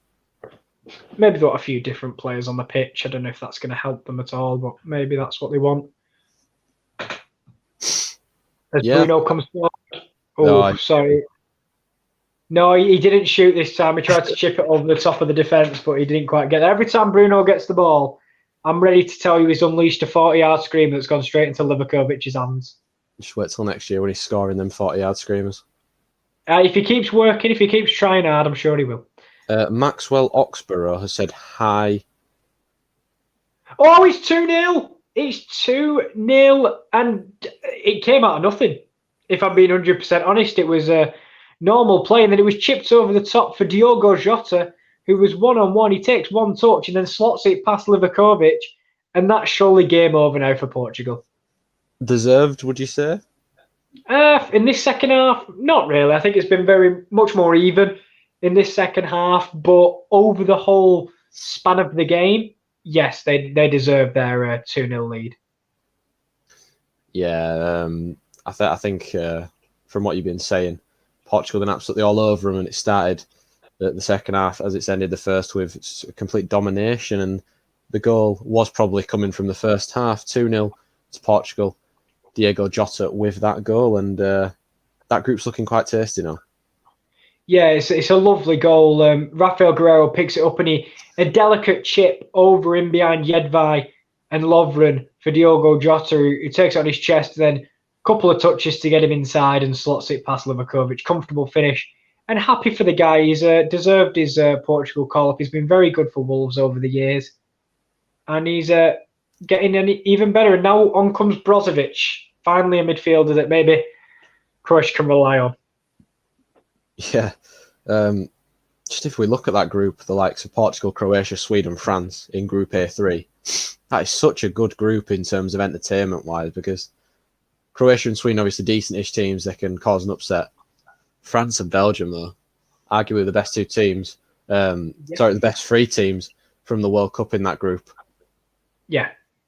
In France, France, Croatia, and Belgium. Where are Portugal in the group? And Portugal. That's what I meant. Portugal, France, and Croatia. Yeah, I'll let you off, because to be fair though, Portugal were the last team to win a major tournament that wasn't France, and Croatia were the last team to reach a major final that wasn't France. I think Portugal have got a very good team. They do.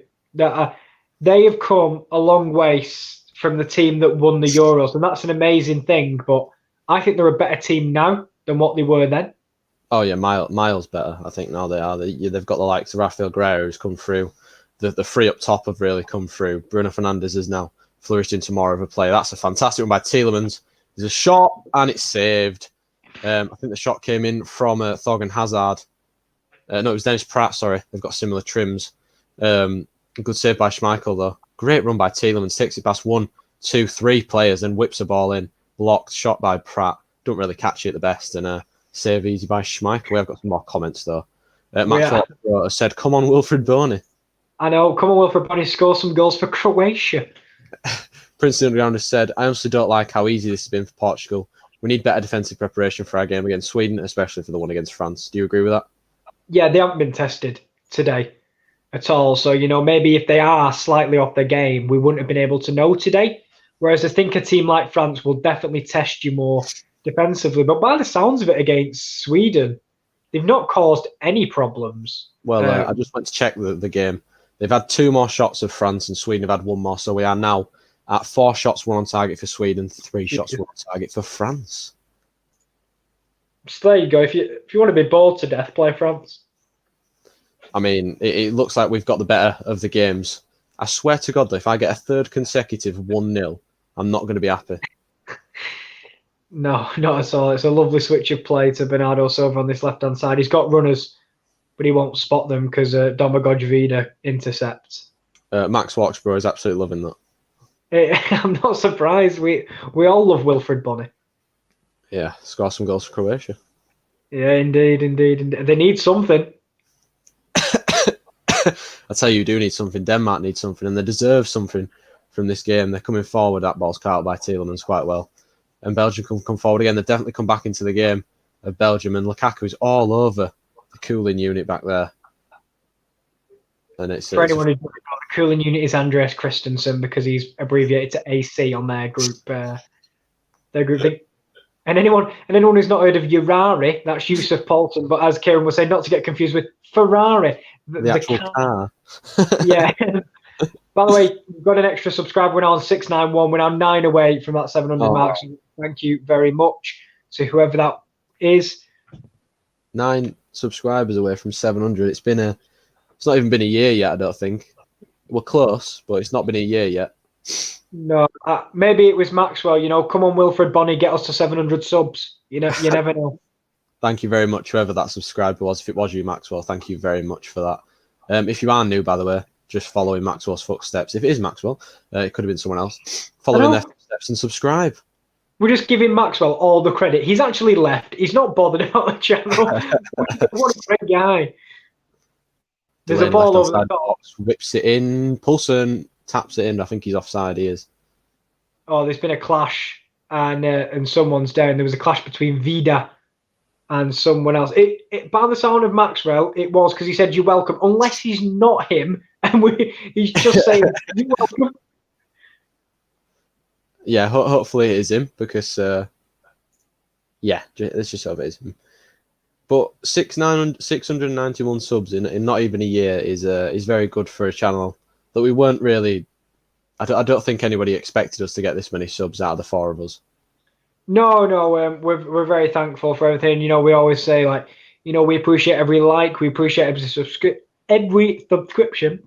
We appreciate if you share the channel. Maybe you've got friends that like football, or friends that like F1, friends that like NFL, friends that like tennis, dart, anything. It's covered here most of the time. So, and wrestling as well, pro wrestling. And of course, in 2 weeks' time, the thing that started it all will be back. The Top Corner podcast is back. Yeah. I think it's 2 weeks. Yeah, because I said on the NFL corner that we might be in a different location next week. We won't. It'll be the week after. Of course, we move to our university location campus. Fingers crossed, anyway. Next Sunday. I love it how we say that like it's some highly secret. We're moving to our university location, which is highly classified. You will not be able to find us. We will be off the grid. Oh. These games have been great, haven't they? It's 2-0 to Portugal. I tell you what, Bruno Fernandes was a very naughty boy, Kieran. There was a ball over the top, and he shoved Vida into his teammate, which looks to have injured his teammate. But he appears to have got up now. So, very naughty from Bruno Fernandes. Denmark playing some decent stuff again. And it's found Braithwaite, edge of the area. He puts it through to Dolberg. Good defending by Vertonghen. And it's going to go out for a throw-in on the far side. I thought it was going out for a corner. And Belgian players are claiming a free kick off Dolberg for a foul on Vertonghen. It's not going to be given. Throwing Denmark, dangerous position. They do deserve a goal, I think. They've been knocking on the door for quite a while. No real clear-cut chances, I'd have to say, but they've absolutely dominated the game, and they've been the better side. Ball is on the right-hand side. It's going to be whipped in towards Braithwaite and Dolberg. There's a collision in there. Poulsen heads it across. Not really cleared at all, and then Castan runs away with it. off the feet of Dolber, but he's giving it straight back to Skov, who's going to whip a ball in towards Poulsen, played away. I tell you, there was a strength. Sorry about this. As a counter on excellent strength by Lukaku. Dennis Pratt is in. Dennis Pratt, he slid on the ball. He still got it. He literally slid on top of the ball. He glided on top of the ball. Witsel, surely he's going to whip this. He is. And it's blocked. Go on. No, I'll be honest. It was literally nothing important. It was like a really nothing cross. But I'll tell you what, Anthony Lopez gave it his best Superman impression. He came out diving for it. He did collect it in the end, but just lovely form from the goalkeeper. That's all I really was pitching in to say. I'll tell you, there's been 2 more shots in the France game. Oh, we're absolutely flying here. I'll tell you what, I regret my decisions because this second half has not been as fiery as the first. But we'll see. As I say this as Jota comes forward, if they can make it 3, he's past Lovren with ease. I think I've said that a few times before. João Felix now collects it, but it's being recycled. It's very slow from the rest. Yeah, I think it's been a lot of possession for Denmark tonight. So it's just getting recycled and recycled. We'll just run through the scores on the doors. Denmark are beating. No, they're not. They're not, Kieran. They're losing 1-0 to Belgium. Then in Kieran's game, Portugal are 2 to the good against Croatia. It's a ball in behind. Number 9. It's offside. I got excited for no reason. You heard it here first. You were offside. Number 9. Yeah, it's Andrej Kramaric, and he was definitely offside. So my apologies about that. So yeah, the other game is 1-0 France, thanks to Kylian Mbappe. France looking a little bit better in the second half, it seems. See if they can get that second goal. I'm trying to see if they've made any substitutes yet. Nothing's coming up on Google, so I want to see if Martial comes on or not. But, I tell you what, Croatia have snuck on Ivan Perisic. I didn't see him come on. I feel like Chris Kamara. They weren't up yet, and Perisic has come on. I didn't see him come on. Who's he come on for? 2 seconds as I. No, it was Josep Brekalo. They've gone for the other side.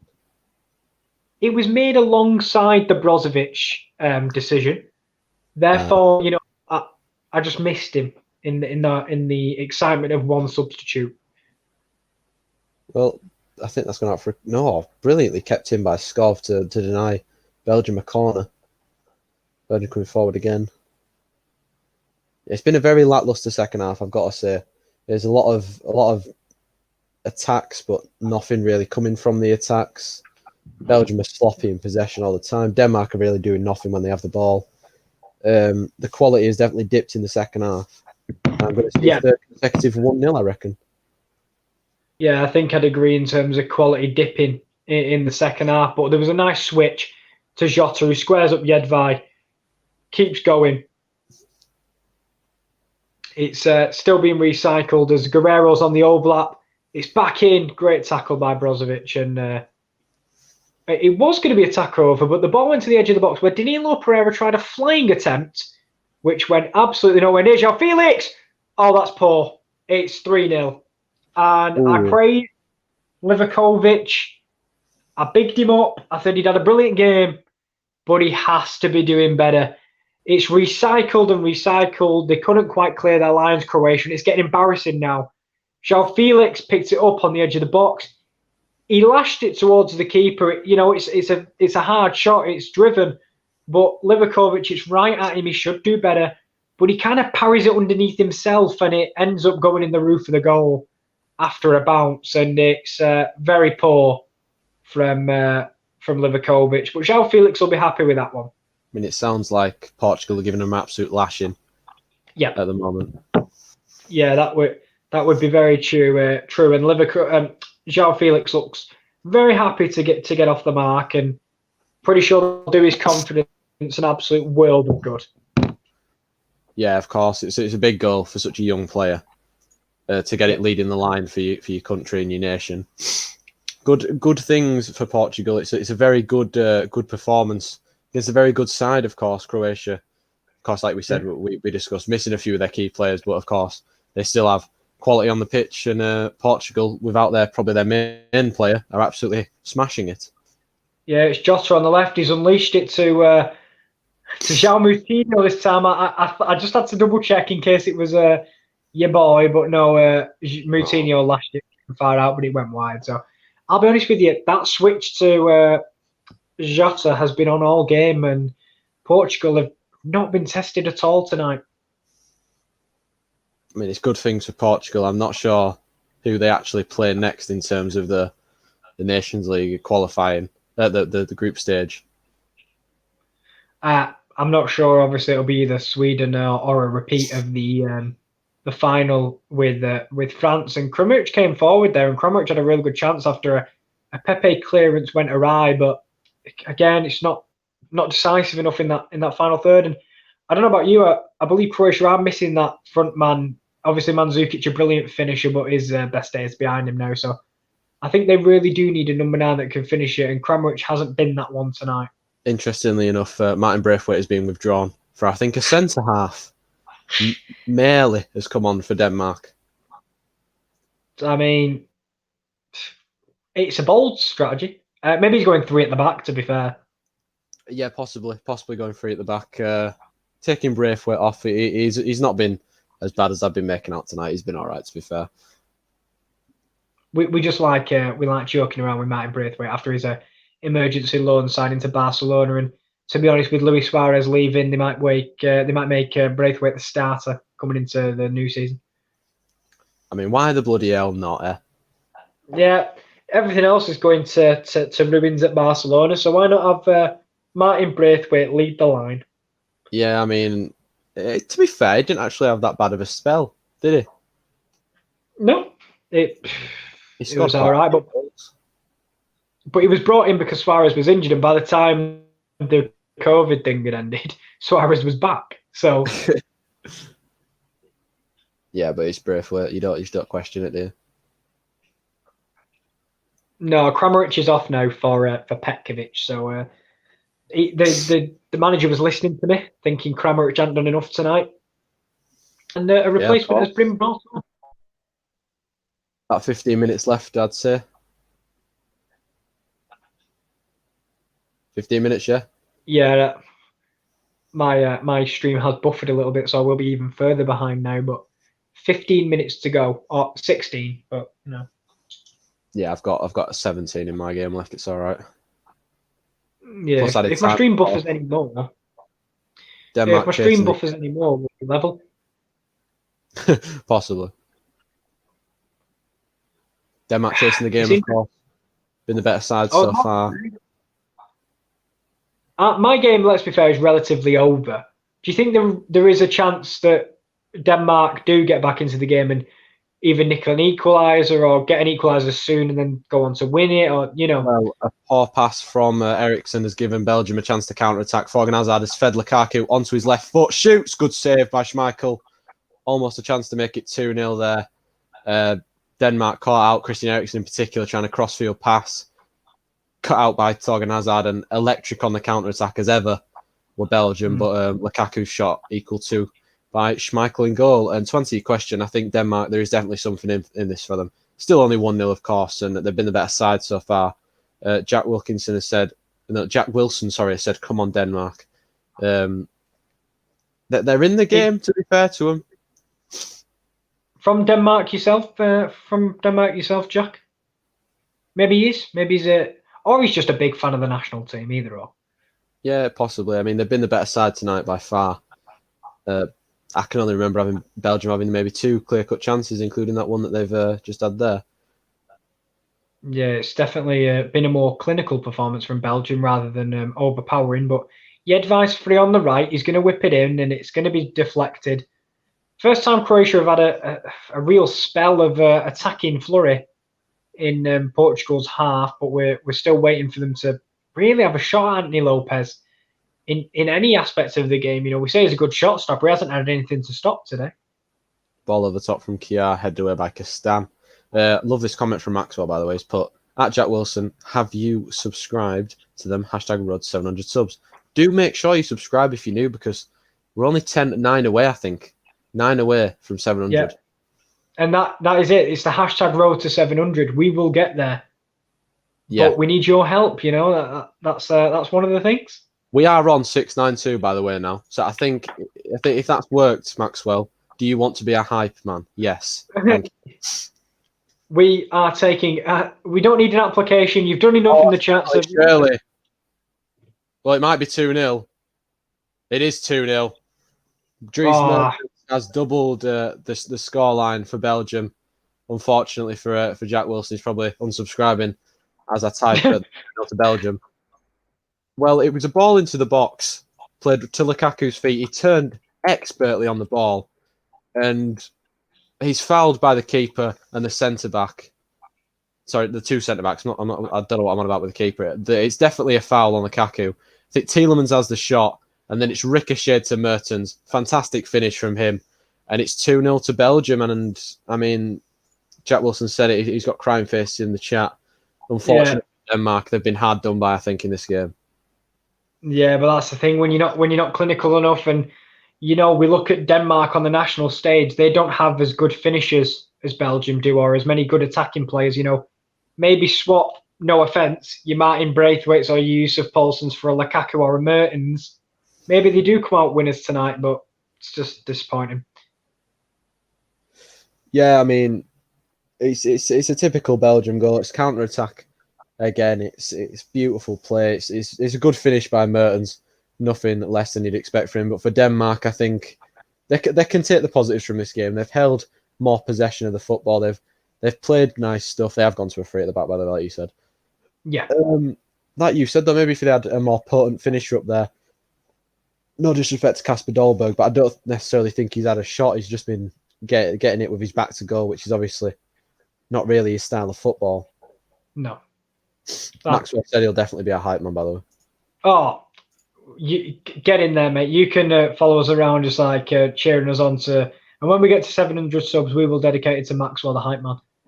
Yeah, I mean, why not? Why the bloody hell not? Bernardo Silva has been replaced by Francisco Trincao, who, if I'm not mistaken, he was at Braga, but I'm not sure if he was on loan from Barcelona. Barcelona did sign him.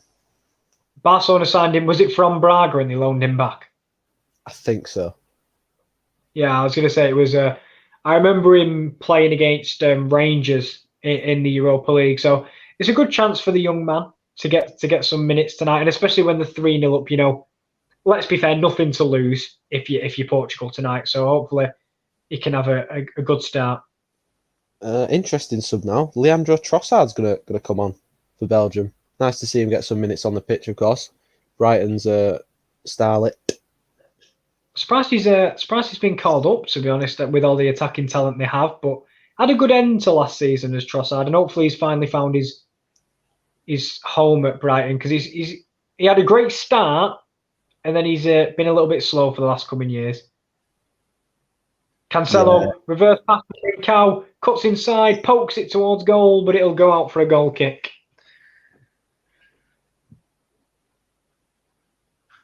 Yeah, Trossard's coming on now. I'm trying to see who it is. It's coming on for. That's why I went quiet.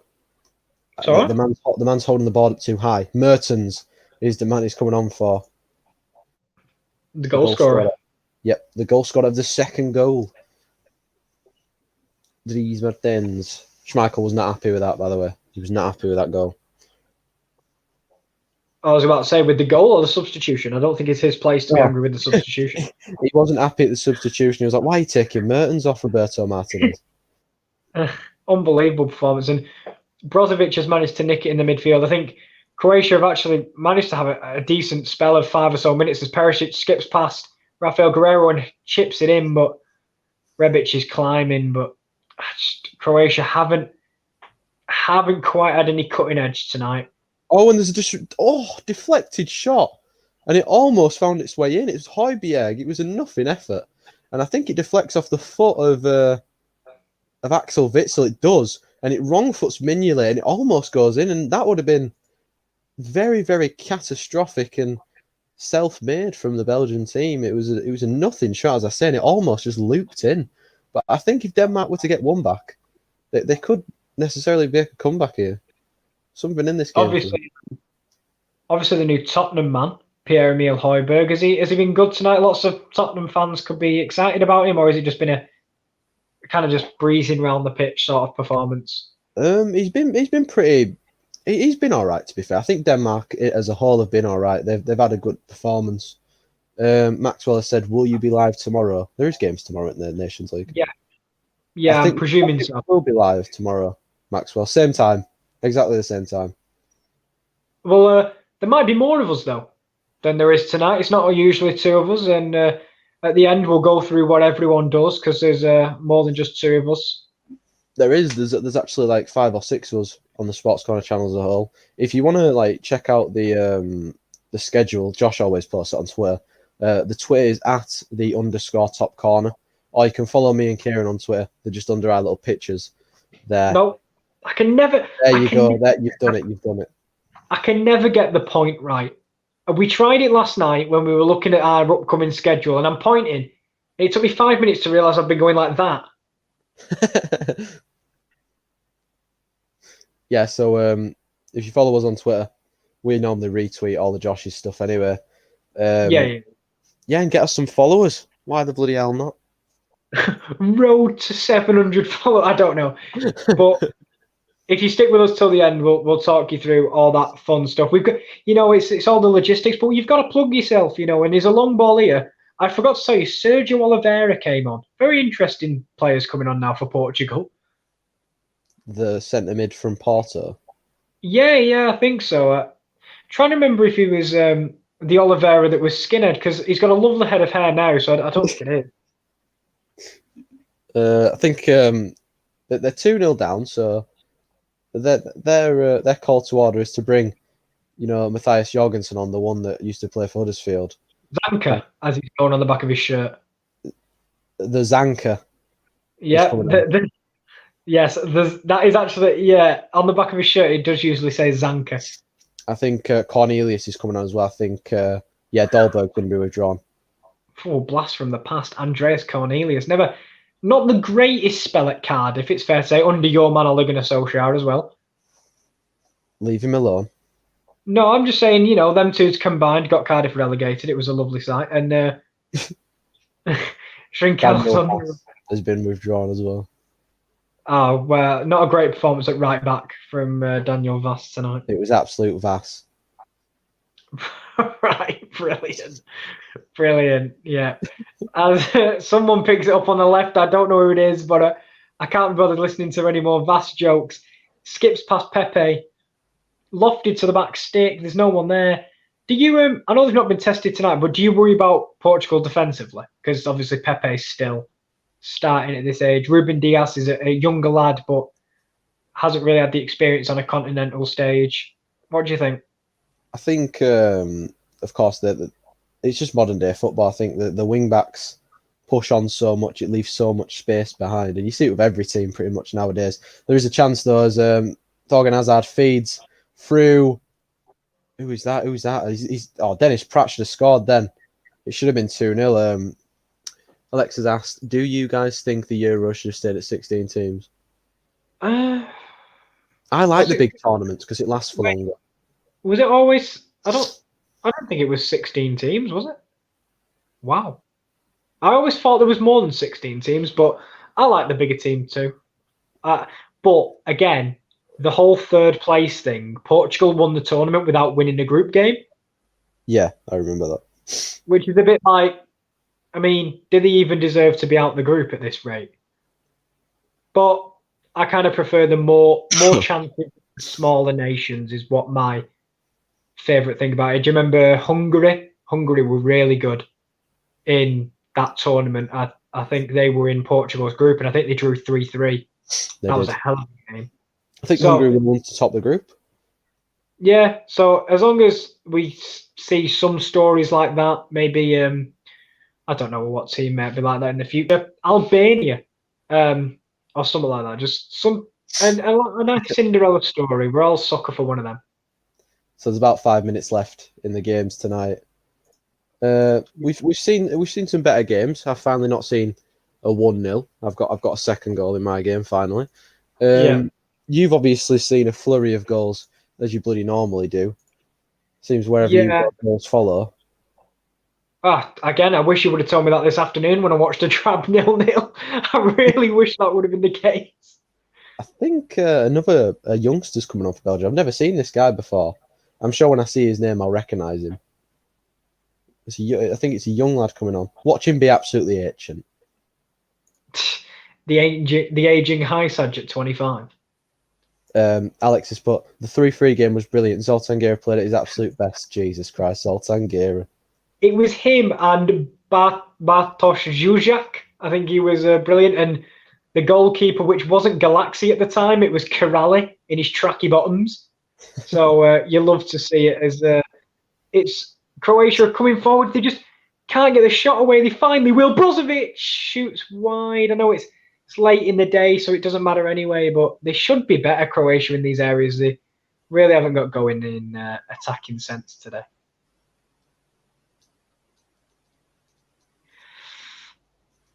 A difficult one, though. Sorry, Delaney's been fouled up the pitch, and it's a free kick to Denmark. Dangerous area. Did you figure out who'd come on? Tielemans is coming off for Doku. Okay, I've never. Yeah, all right. Never heard of Doku before. Now checking who he plays for. João Felix is being replaced by a man I am also very high on. It's Andre Silva who's come on. Obviously, he'll be playing opposite Rebic, who they were involved in a swap deal. The both of them two. So, is it another year left on that swap deal? Yes, it's a 2-year swap deal. Jeremy Doku is the one that's come on for Belgium. He plays for Anderlecht. He's 18 years old. Nice to see him get a little run out for the team. Yeah, nice to see him get a call up. He might not have got a call up if it wasn't this sort of weird era that we're in. So he's committed a foul. 5 seconds onto the pitch, he's committed a foul. Yeah, but it's let him know you're there tactics, and I enjoy that. Well, if it gives Denmark an opportunity to get a ball in the box and they score, then it might be Denmark that. Well, Eriksen's whipped a lovely ball in, and it just flew past everybody and it's headed away. Whipped back in by Skov, headed away again. Back to Eriksen. Lovely pass to Thomas Delaney, who strikes one, and it's going to be a corner to Denmark. Pressing, but it might be too little too late. Yeah, it's only about a minute left, I think, in my game now, if I'm not mistaken. So we are coming to the closing stages as Danilo Pereira gives away a silly foul and gets a needless, I think he'll get a needless yellow card eventually. But yeah, a minute to go now. Skov standing over the corner for Denmark. Whips it in, and it's headed by his own player, Clear. I think it's Simon Kjær, who has absolutely just put his head through the ball and cleared it out of play for a goal kick. It's nowhere near the goal, and that about sums up Denmark's evening. With their finishing, to be fair, they've had all the possession and all the possession in the opposition third. They've just done nothing with it. Yeah, and if he's putting his head through the ball, he must have headed it quite hard. Oh, it was hard. It was indeed. And Portugal are flurrying forward again. You can tell the pace of Portugal's players definitely slowed down, due to the fact they're 3-0 up. They don't need to rush anymore. Yeah, of course, they won't want to risk potential injuries on players and stuff like that. Well, that's... Go on. I was just saying, that's why I'm surprised they've not took the likes of Bruno Fernandes off. But I know for Man United, since he came in, I think Bruno's played like nearly every minute, apart from the time he got subbed off with his milk. Well, I'm actually happy that he's stayed on, to be fair, because we haven't had any pre-season games. So true. I think it was Underground earlier made a good point that I think it's Prince Underground and Croatia in. Petkovic scores. It's 3-1. Yeah, it's 3-1. Croatia have managed to get on the score sheet. It's Petkovic. It was a nice little interlink play. Ronaldo does not look happy, even though it's only 3-1. But I'm just going to get a replay of the goal so I can tell you what exactly happened. Cancelo went to take a touch from a long ball lofted forward. Perisic nicks it off him, plays a lovely ball through to Rebic, who then plays a lovely through ball to Petkovic. Nice interlink play. And he slots it past the goalkeeper. 3-1. Very nice goal. Well, we've just had another chance here. It's a ball into the box again by Eriksen. Everybody's up there. And Cornelius gets his head to it, nods it back into a very dangerous area. and nobody's there. What do I always say, Kieran? You need someone there to gamble on it. Nobody was there to gamble on it. Yeah, you are like every 90s TV game show. Gamble! Yeah, exactly. There was another chance there. Trincao dragged the ball back to the edge of the box where Diogo Jota tried to hit a shot, but Vida was in front of it, as he has been quite a lot tonight on these odd occasions. He's not had the greatest performance, but when a big block's been needed, it's usually been Vida instead of Lovren. Who'd have thought? But, Yeah, we had 3 minutes of added time. We're 2 minutes into him. Doku's done fantastically well there, and he goes down. Referee says no penalty. He looks very lively, does Doku. Not to be confused with Baku. No, again, only you. Ridley Baku is a very niche reference. I think with a pitch in front of him to run into. Puts a lovely switch to Skov. There's about 1 minute and 20 seconds left. Probably is too late for Denmark. Delaney goes to chip one into the box. There's a collision in there. Comes to Poulsen. Takes past one. What a challenge by Dennis Pratt that is. And Lukaku now is fouled on the ball at the halfway line. 1 minute left. Probably it. Yeah, I think we've got 1 minute and 40 seconds now, and no rush in Portugal's play. And to be honest with you, no rush in Croatia's play. They're just strolling side to side as Portugal pass the ball around. I think that goal from Petkovic, if it comes 20 minutes ago, they're hounding Portugal now, but I think because it came so late, they've just accepted that they're going to leave Portugal with a defeat tonight. France are also in the 93rd minute of their game. Just looking at the subs that came on in the game. Martial, he did come on. He came on in the 77th minute for Mbappe. John Guidetti came on as well. Ferland Mendy, Ken Sema, Steven Nzonzi came on as well. But it looks like it's going to be 3 points for France in a less than convincing performance because Sweden 9 shots to 1 target, France 6 shots to 1 target. Sweden actually having more possession. Oh, good save. It's getting very late in the day now, so I'm not as enthusiastic after 90 minutes, but Jota had a brilliant performance. He cuts inside again, sends Kovacic the wrong way with the drop of the shoulder, aims for the far corner by bending it, and Livkovic gets a good save after a difficult one from Felix earlier. He's still, I wouldn't say had a bad performance, just one mistake from the young keeper. And that is it. It has finished 2-0 to Belgium in a less than convincing performance. I don't think, personally, that Roberto Martinez will be happy with that. He'll be happy with a win. Don't think he'll be happy with the nature of the performance now. It's 4-1. I'm sorry to cut you off, but Andre Silva is off the bench to get the goal from that corner that Livakovic just parried wide. Bruno whipped the corner in. It's a header by the centre-back Pepe. He heads it towards the back post where Andre Silva's lurking like any good striker does, and he slides it home. I think he was challenged at the same time, but that is it. The game ends 4-1 to Portugal after they concede in the last minute. Disappointing night for Croatia, but a really good night for a Ronaldo-less Portugal. Yeah, I think that's a lot of character shown by the Portugal side there to win a game without their captain and their the best player. Yep, I completely agree. I think every player stepped up tonight. Bernardo Silva didn't have his best game, but he was on the pitch as well. And I think Jota had a brilliant performance. I think Bruno had a pretty decent performance as well. Felix got his goal. Andre Silva now comes off the bench and gets his goal with a great striker's finish at the back post, knowing where to be. And you never guess what, Kieran? He gambled. It's about time someone gambled. Yep, and it paid off. He has now won a jet ski. If this was a 90-day show. He's won a jet ski, but he's not actually paid for the insurance on the jet ski. That's how they get you. That's how they get you when they give cars away and stuff. They don't actually pay for the insurance and stuff on them. And they also give you a jet ski when you live in Birmingham and there's no water any nearby. Yes. Maxwell has said, what time does the stream start? So the streams usually start around 7:30ish, unless there's an earlier game. Like I said, just follow us on Twitter and just keep up to date with stuff on there because we'll tweet about it. Go on. Notifications on? What? That's a bloody smart idea. Hit that bell icon. Make it ding. There you go. A link. Alexa did say France trying to 3-5-2 I see, and they said Portugal's transition into the post-Ronaldo era is probably the best of any national team after their best player leaves. Very, very good point from Alexa, as usual. Yeah. So we'll just run through the games from tonight, Kieran, seeing as they're all over and done with. My game ended 2-0 to Belgium. I finally didn't see a 1-0 after 2 consecutive 1-0 games in the past 2 games. Jesus Christ. Very, very poor, I think, from Belgium tonight, even though they did get the win and get over the line. I think Denmark had their chances, not necessarily clear-cut chances, but there were chances there to hurt this Belgium side. Of course, they were sloppy at the back. A few times Mignolet caught in possession and wasn't punished.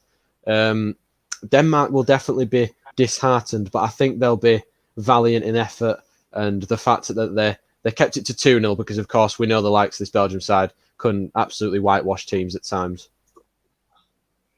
Yeah, I think overall Belgium will be just happy to get out of there with a win. It wasn't the best performance, didn't blow anyone away, but it's 3 points at the end of the day and one step closer to, maybe winning this whole thing. They'll fancy their chances.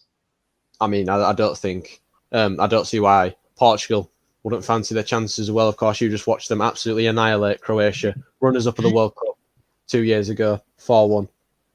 Yep, and of course, the defending champions of the Nations League as well. So, I mean, a lot of fans were quite confused. I think someone said on Twitter the other day, Portugal are 11-1 to win the whole thing, even though they're defending champions, which is very strange.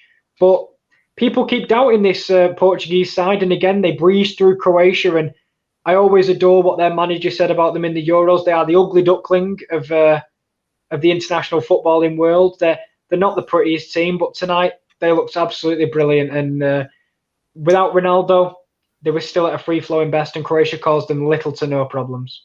I think we spoke before we started when we were looking at the lineups, and we highlighted that front three, and it sounds like they were all very, very good tonight, including Fernandes, of course, as well.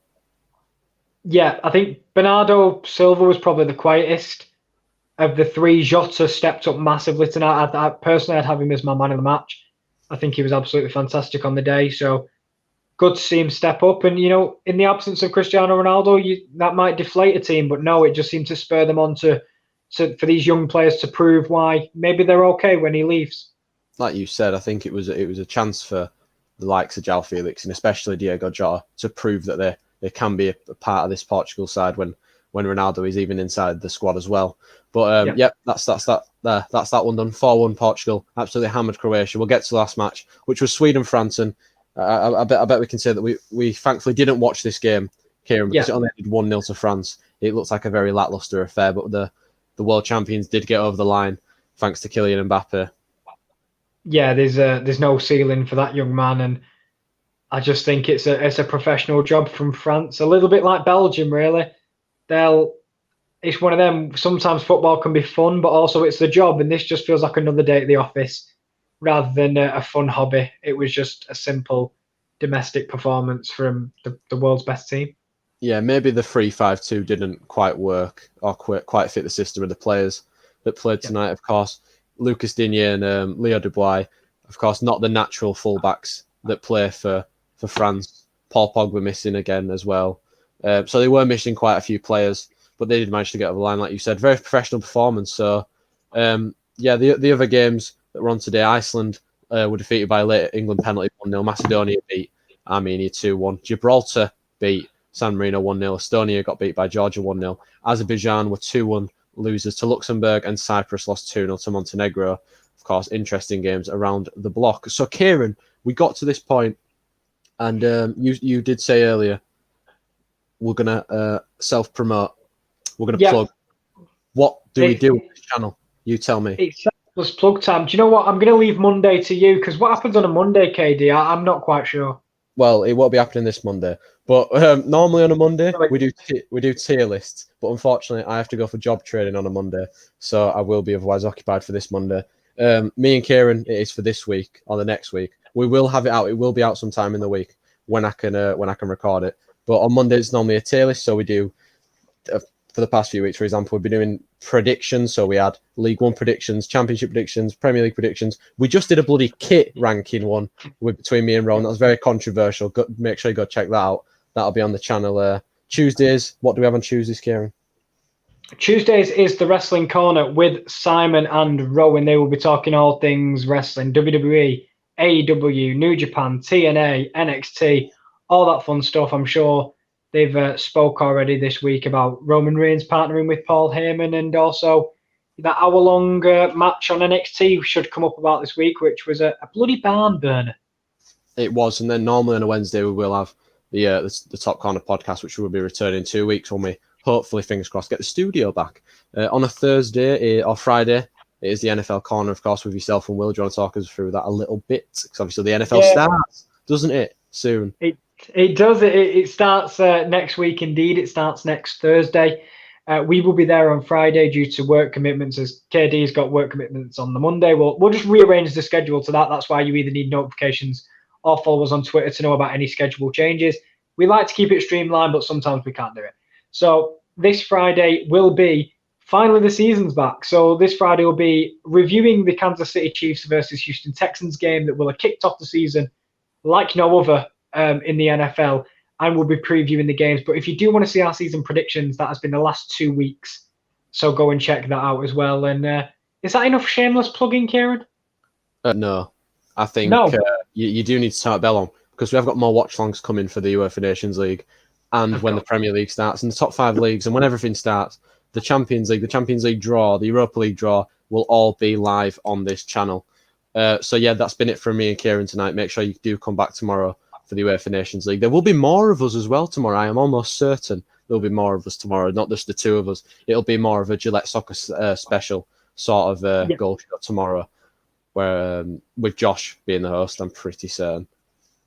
Yeah, I think if we all select a game, we'll see who gets the game with the goals in it, because tomorrow is Malta v Latvia, of course, which is the game everyone wants. So yeah, thank you all for joining us. We'll end on Malta versus Latvia. Thank you, Maxwell, Alexa, Ronaldo, Jack Wilson. Thank you, everyone, Prince of the Underground. I'm trying to see if I missed anybody. I haven't. Thank you very much, everybody. See you tomorrow, guys. Maxwell said. That is it from us too. Goodbye and have a nice night.